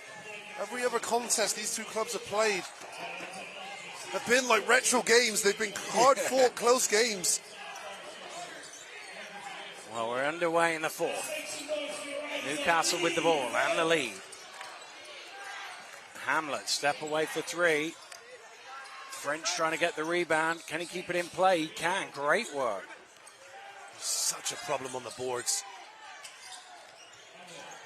And that's going to be a foul, and what a hit that is from Hamlet to knock that down. That's a big one. It looked a little unorthodox, but Newcastle Eagles won't mind. And it all comes off the second chance created from French with a big offensive rebound. And it's Hamlet who creates for himself that trusted left hand. Gets it to go.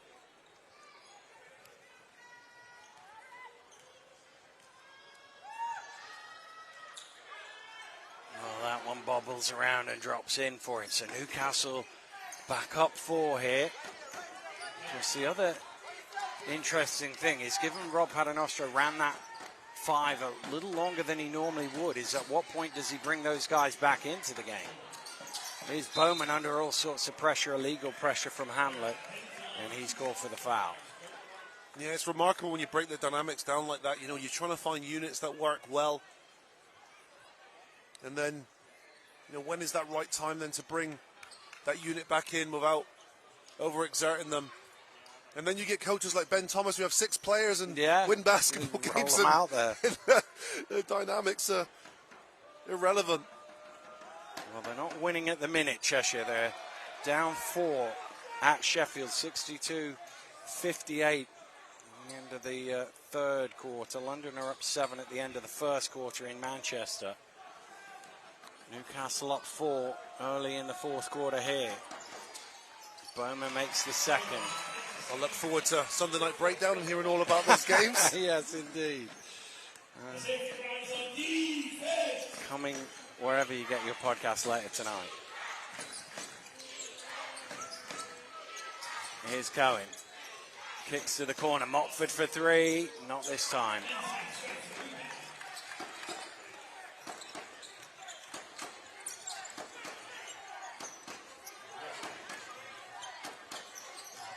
Adekoya along the baseline is fouled by Defoe.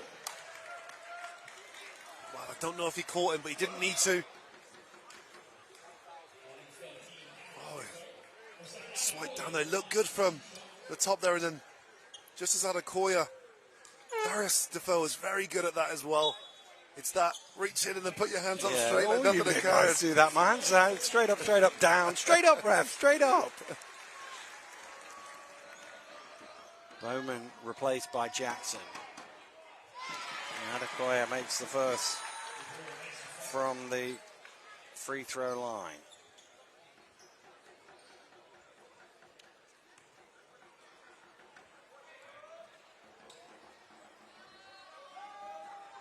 Eagles fans trying to put him off, but it doesn't work this time. 1-point game again.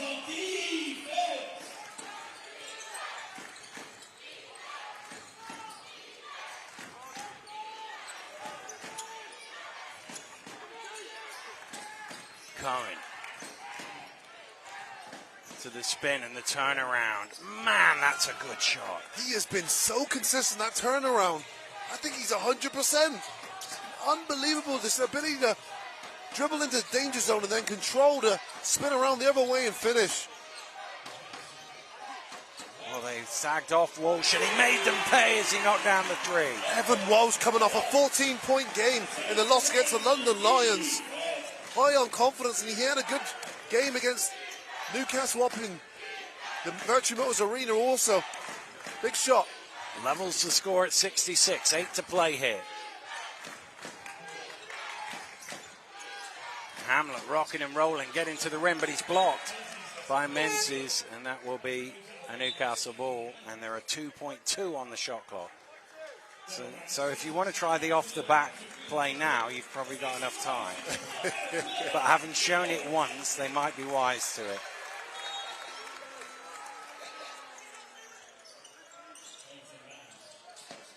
He needs to get it in. It's a 5-second violation. That's a pretty quick one, wasn't it, Dan? It was a... It's obviously the ref who hands the ball that does the counting, so they know exactly when they've handed it over.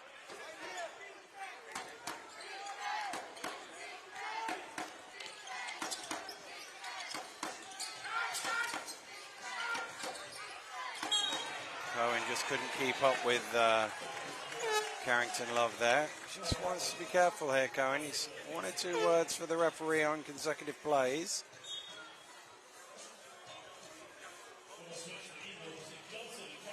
Kennedy's going to return, so too is Johnson, and maybe Coach Struple thought the same thing I did, just give him a minute or 2.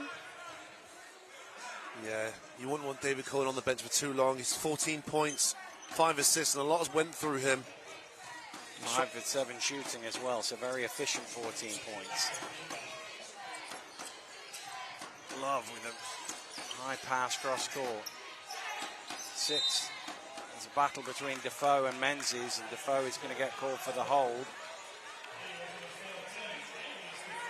I think that's his 3rd. There's a lot of Newcastle Eagles on 3. None of them have got to 4, which is important with 7:27 to go. Distributed the fouls well.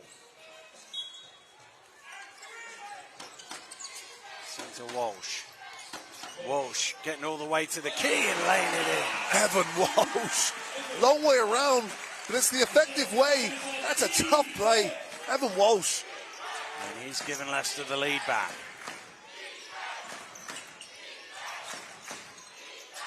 French to the hook. Off the mark. Difficult for him down there with Menzies just because he's given up so much size there. Good 5 inches against a taller defender, Menzies. It will go at Darius Defoe. He'll go to the hook, and Defoe will swipe down at him. And that will be foul number 4 on Darius. Yeah, uncharacteristic errors here from Darius. He's usually really quite intelligent there, and it's a clear foul, and it's the one that you just want to make Menzies make that shot. It's a left-hand hook shot. You pushed him out far enough where it's not a layup. I think it's a poor decision there from Darius Defoe.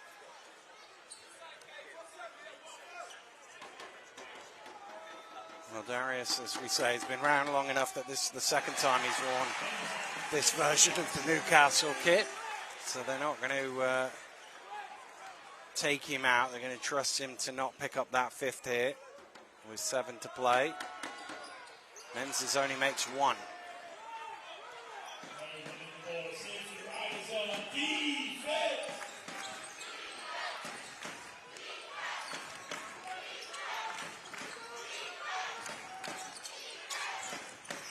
Cohen, again, going to the ground. He's done that a few times without a whistle. This time he does get a whistle. With Zach Jackson called for it. It's one of those ones where you're falling down and you're, please blow the whistle, please blow the whistle. Because if he doesn't, it's a turnover like the one before.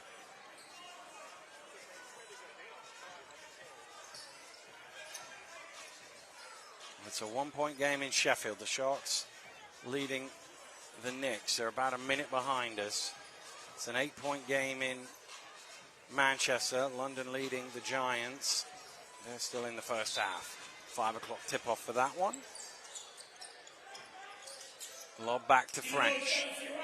The Eagles trailing by 3 here. Desperately trying to get a win for their playoff hopes. Late in shot clock here. Johnson fires over Menzies. It rims out. French going after it, but Jackson comes away with it.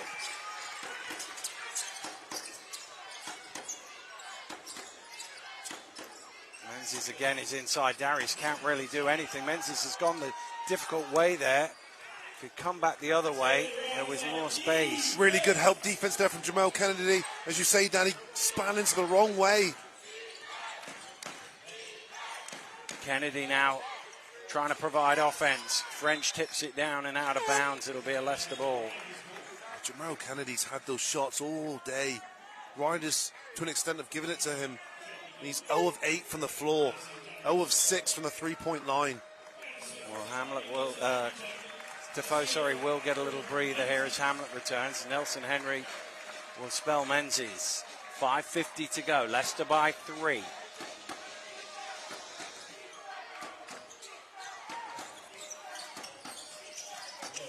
Love sees Whelan in the corner, and he hits the triple. Excellent vision by Carrington Love and Patrick Whelan. That is a shot we've been accustomed to seeing over and over again. Hamlet trying to get those points back, but can't. Important moments for Newcastle here. They can't let the Riders get away with 5:20 to go. Love leaving his man on the floor, but overcooking the 3. Nelson Henry with the rebound. And French putting him under pressure. And it's gone out off the Riders captain for a Newcastle ball. I think that's one of them where if the defender doesn't hit the floor, Love doesn't shoot the ball. Yeah. It's a modern day, the guys hit the floor, I've got to shoot for the socials. For the content. Modern day basketball. Yeah, indeed. Not on retro night, guys. Give it a break. Yeah, exactly. We all ought to be sky hooks tonight. No threes at all. One. Bill Worth, whose jersey I'm wearing, wouldn't have been shooting threes. Jackson off the glass. Well, I'm not sure he called bank on that, and I don't know whether he might have got caught on the shot, but it went in nonetheless. They don't draw pictures on the scoreboard. They do not, Dan, and it's Zach Jackson, the man who has caused this team so many problems all day. 25 points for Zach Jackson. He's had some equally remarkable plays at the other end of the floor with the shot blocking ability. And that last 2 puts them on 24 points, excuse me. Well, you can see he had a little wry glance at the official. It was an unorthodox shot, put it that way. 74-66, and Newcastle, who, in the first half, led by as many as 14, are in their biggest deficit now at 8, with only 4:45 to do something about it.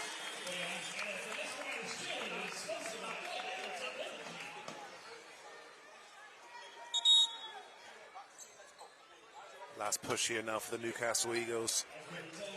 You can't help but feel that Leicester Riders are feeling very comfortable, and this was the major concern at half-time. Leicester Riders are still getting the good shots they got in the first half, but this half they're converting. And at risk of losing this game on their home court, you feel the jeopardy for them has increased in the second half, and therefore their level of focus has increased. Should imagine there was a word or two at half-time from the head coach. Yes, I believe there was. Might have cheated them up a little bit. Here's Hamlet. Scoops it out. Nice pass to Johnson. French trying to keep it alive, but again, Leicester come away with it. Love out to Walsh. Eagles haven't been responsive, have they, after the timeouts? No. Not made shots with the turnovers. Nelson Henry under a little pressure of a ticking clock in his head there. Rushed that one because he was worried about 3 seconds, I think. Ooh, that's just within the fingertips of Whelan. Could only deflect it out of bounds.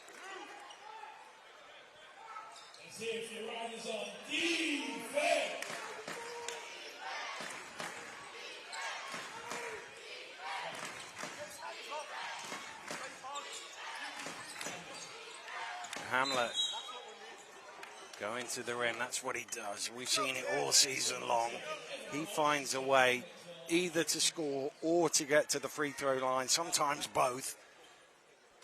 He's got so many different ways of finishing when he attacks the rim. Yeah, they've sorely missed him since he's been out the last several games via injury. He has 17 points personal this evening. Hasn't been his most efficient shooting. He's 6 for 14 from the floor, but what he has done an excellent job at is getting to the free throw line, and he's perfect from there.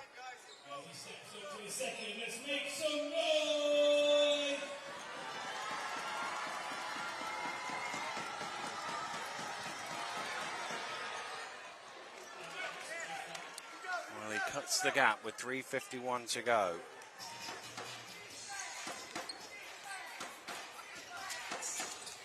Love.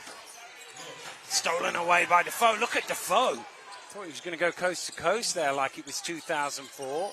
I think he tried, but everyone else caught him up like it was 2023. Hamlet off the glass and one. Javian Hamlet trying to drag his team back into the game. Doing what he does best, off the dribble. Uses that screen there from French. Goodness me. Against Nelson Henry, the outstretched 6'11" centre. Hamlet finishes. 4-point game. Well, 74-71. It could be if Hamlet can make the free throw coming out of this timeout. So it could be a one-shot game with 3:30 to go. And Newcastle with still hope here, having drifted 8 behind. Hamlet himself trying to drag his team back in. You can see through the contact of Nelson Henry. And that is why he'll go to the line for a bonus.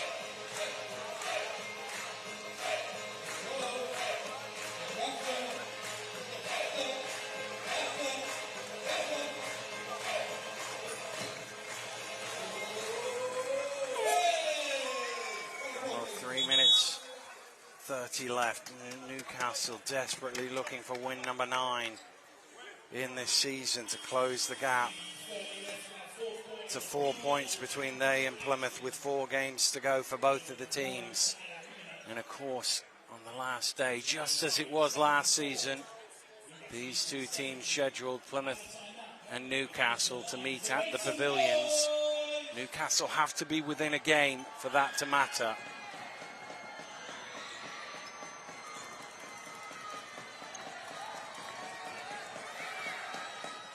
Oh, Hamlet can't convert the three-point play.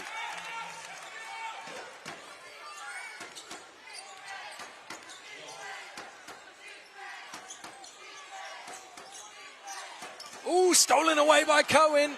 Whelan chasing him back. Cohen can't quite get the ball under control, so he has to circle out. But it's a good defensive play. Hamlet again looking to drive to the basket. Again he's fouled, and again he'll shoot 2. Yeah, it's another good take from Javian Hamlet. And he did it quickly as well, which I like. There wasn't a lot of time wasted there, and it all stems from the anticipation from David Cohen. And Javian Hamlet has been a problem when attacking the rim. He will be one of the best of them in the league. Well, 21 points for him. He's looking for number 22 and 23. Pull this back into a single possession game.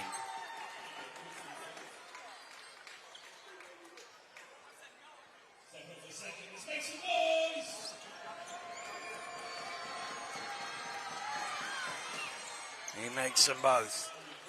Splashing the bottom of the net. Yeah, no mistake there, was there? It was straight down the middle for both of those free throws. 2-point game, 3 to go. Love goes the opposite way of the screen, almost loses it. McKenzie now to the rim, little strong. Love is there with the putback. Carrington Love just popping up.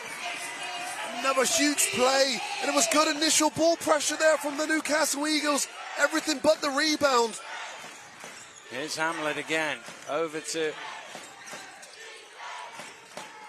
Kennedy, back to Hamlet. He's going to attack late in the shot clock. He's going to get to the rim. He misses this time, and it's batted out to Whelan. Good defensive set there. Carrington Love doing enough, and he had some help defense there to make that shot a little bit more tricky for Hamlet. Well, this is Leicester against Hamlet right now, isn't it?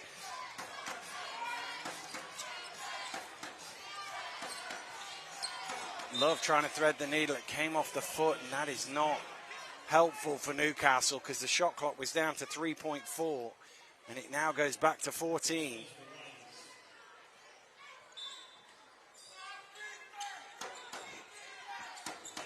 McKenzie to Nelson Henry, drops it in for 2, and timeout is called by Coach Mark Stoutel.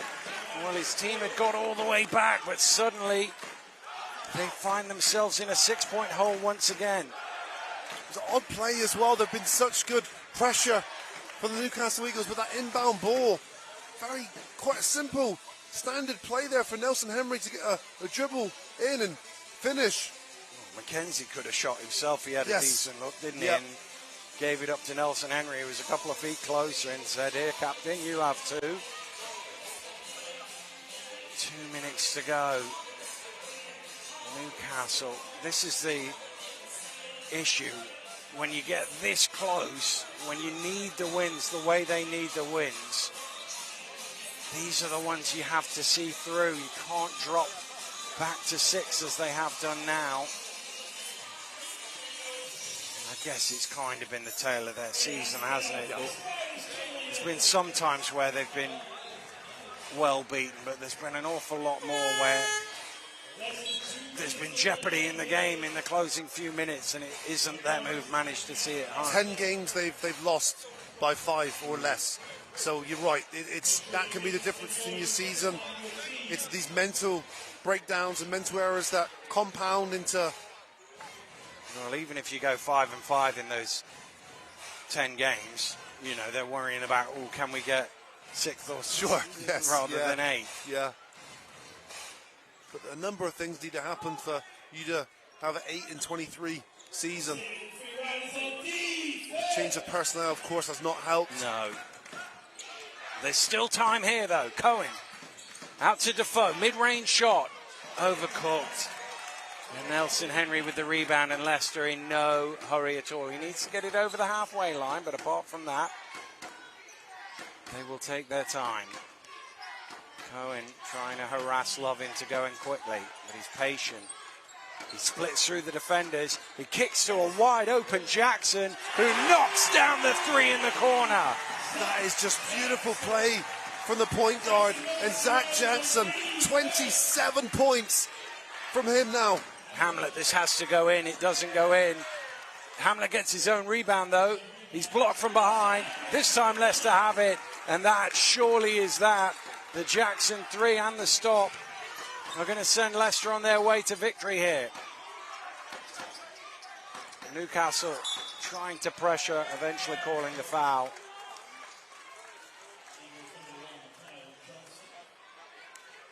Well, Leicester Riders in their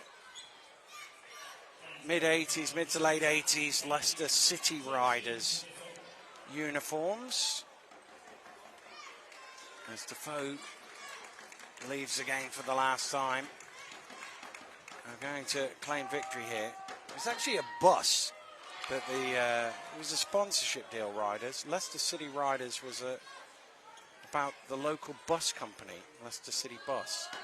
There was a shop in town, you could buy your tickets back in the day. That's where the name came from. It's stuck. Johnson in the corner, and that is Newcastle's race run here at the Morningside Arena. Well, they gave everything they had. They led for long spells of this match. But when the buzzer sounds in 30-odd seconds' time, they will be on the losing end. And it's, sadly for them, an all-too familiar tale of not being able to get over the line in the closing minutes. And actually, they're going to end up potentially losing this by double figures while Cohen hits a 3. But there's only 24.3 seconds to go.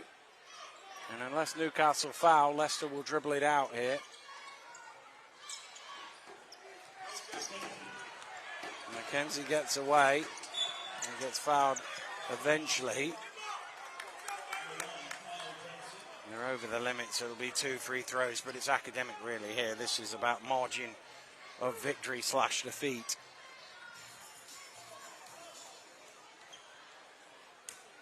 Well, just as Leicester have pulled away in the fourth quarter here, Sheffield have pulled away in the fourth quarter against Cheshire. They're up 13. In fact, it's It was 15 at one stage. They've got it down to 10, I think it is now. But it's not going to be enough. Cohen fires up another three, and he knocks it down. 10 seconds still to go. Incredible. We've seen David Cohen take over games. He just needs to do it more. I think he needs to be more assertive in certain areas of the offense. Well, there's a foul called on Hamlet, but even if they'd come up with the ball, the best they could have got was a layup with 2 seconds to go. I would quickly give you the half-time score in Manchester. 45 to the Giants, 52 to the London Lions.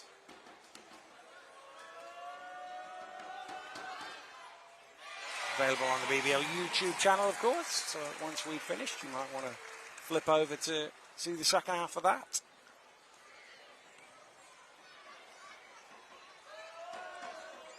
As Jackson makes them both, and Rob Paternostro will allow him a...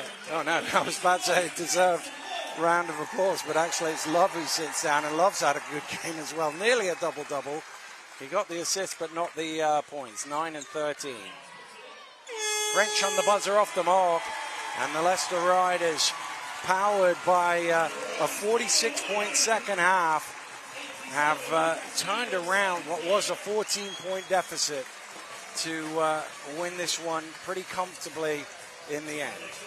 First and second half was night and day for the Leicester Riders. And it was the Leicester Riders that were able to change the tempo of this game. Didn't make shots in the first half, and defensively they were below par, but it was the second half that they were able to hold this Newcastle Eagles team to just 29 points as opposed to 49 in the first half. So, complete, contrast. And I think with the Newcastle Eagles struggle offensively, the struggles then come on the other end of the floor as well, and Leicester Riders were just able to exploit them. Well, Leicester, with this victory, will move above Bristol, level on points, but ahead of them on games played, and obviously they have the game in hand as well. For the Newcastle Eagles, well, they're on the precipice now. 24 defeats, and Plymouth have 11 wins, so it's very, very close to the end for Newcastle unless they can find some way of running the table. They're going to have to win all the games. Of course, next week we'll be there again. They're on Sky Sports in a must-win game against Caledonia. Well, all these must-wins now, Dan, became even more so must-wins More for musty. the Newcastle Eagles, and they have to figure out a way to at least get the home court win, to at least give them hope now at the last stage of this season. Well, we've got some reaction. An excellent game from Carrington Love. 9 points and 13 assists. Let's hear from him. Carrington, congratulations on the result. What's your first thoughts after that one? It was a tough turnaround. We just played less than 36 hours ago, but give these guys credit. They came in, they battled. Another slow start for you guys today after the Lions game and this one. What can you attribute to that? I just think guys playing a lot of minutes, later in the season. But to see these guys are fighters, they turn around second half every time. And how were you able to do that and get back into it? Coach, he tested our pride, As men, as high-level basketball players, you got to come out and perform. We had a low, but we picked it up. We stepped up to the challenge. And how important was it for you guys not to drop back-to-back games? Well, that's very important. Critical games. You look at the standings, we're fighting for second place. So to drop 2 games on the weekend, we can't do it. Thank you, Carrington. Well, you can see there Rob Paternostro jumping in as well. Well, it's a hard-fought win. Obviously, this time you came out with it. What's your thoughts after that one? Yeah, first half we were a little slow starting. We couldn't make a shot. I didn't think we were playing intense enough defense. But I thought Jackson, hit the 3 at the end of the half, which was important. And I think the second half was a whole different team. I thought we came out and we're aggressive on defense. We got stops. We were able to get out in transition, and real gutsy win. Now I'm running out of words to describe Zach's performances this season. I hope you're not, because I'm going to ask you to now. Well, look, he will do whatever it takes to win the ball game. If he needs to get a rebound, he needs to get a bucket, he needs to make a pass. He does everything. He does it quietly. He's got a lot of toughness. He hurt his neck early in that first quarter. A lot of guys would have probably sat. He just kept going. He's a great player. What's the biggest thing you can take from this game into the remaining games of the season? Second leg, second half. We got a lot of double headers the rest of the way. And then when the playoffs start, it'll be the same thing. So you know, I told him at halftime, this is what we got to get used to. We got to get used to these Sunday afternoons when you're feeling a little tired, a little sore. You got to get it. You got to go get it. And, yeah, second half we went and got it. Thank you, Rob. Thank you. Well, yeah, as he said, the second half was really the difference in that game, the way Leicester came out and right from the opening tip, they kept Newcastle to 2 points. I think it was about 6 or 7 minutes. They were scoring freely at the other end. It was a complete flip from the first half. He said exactly what I said in my game summary. I think I'm ready to be on the coaching staff, Dan. You're there.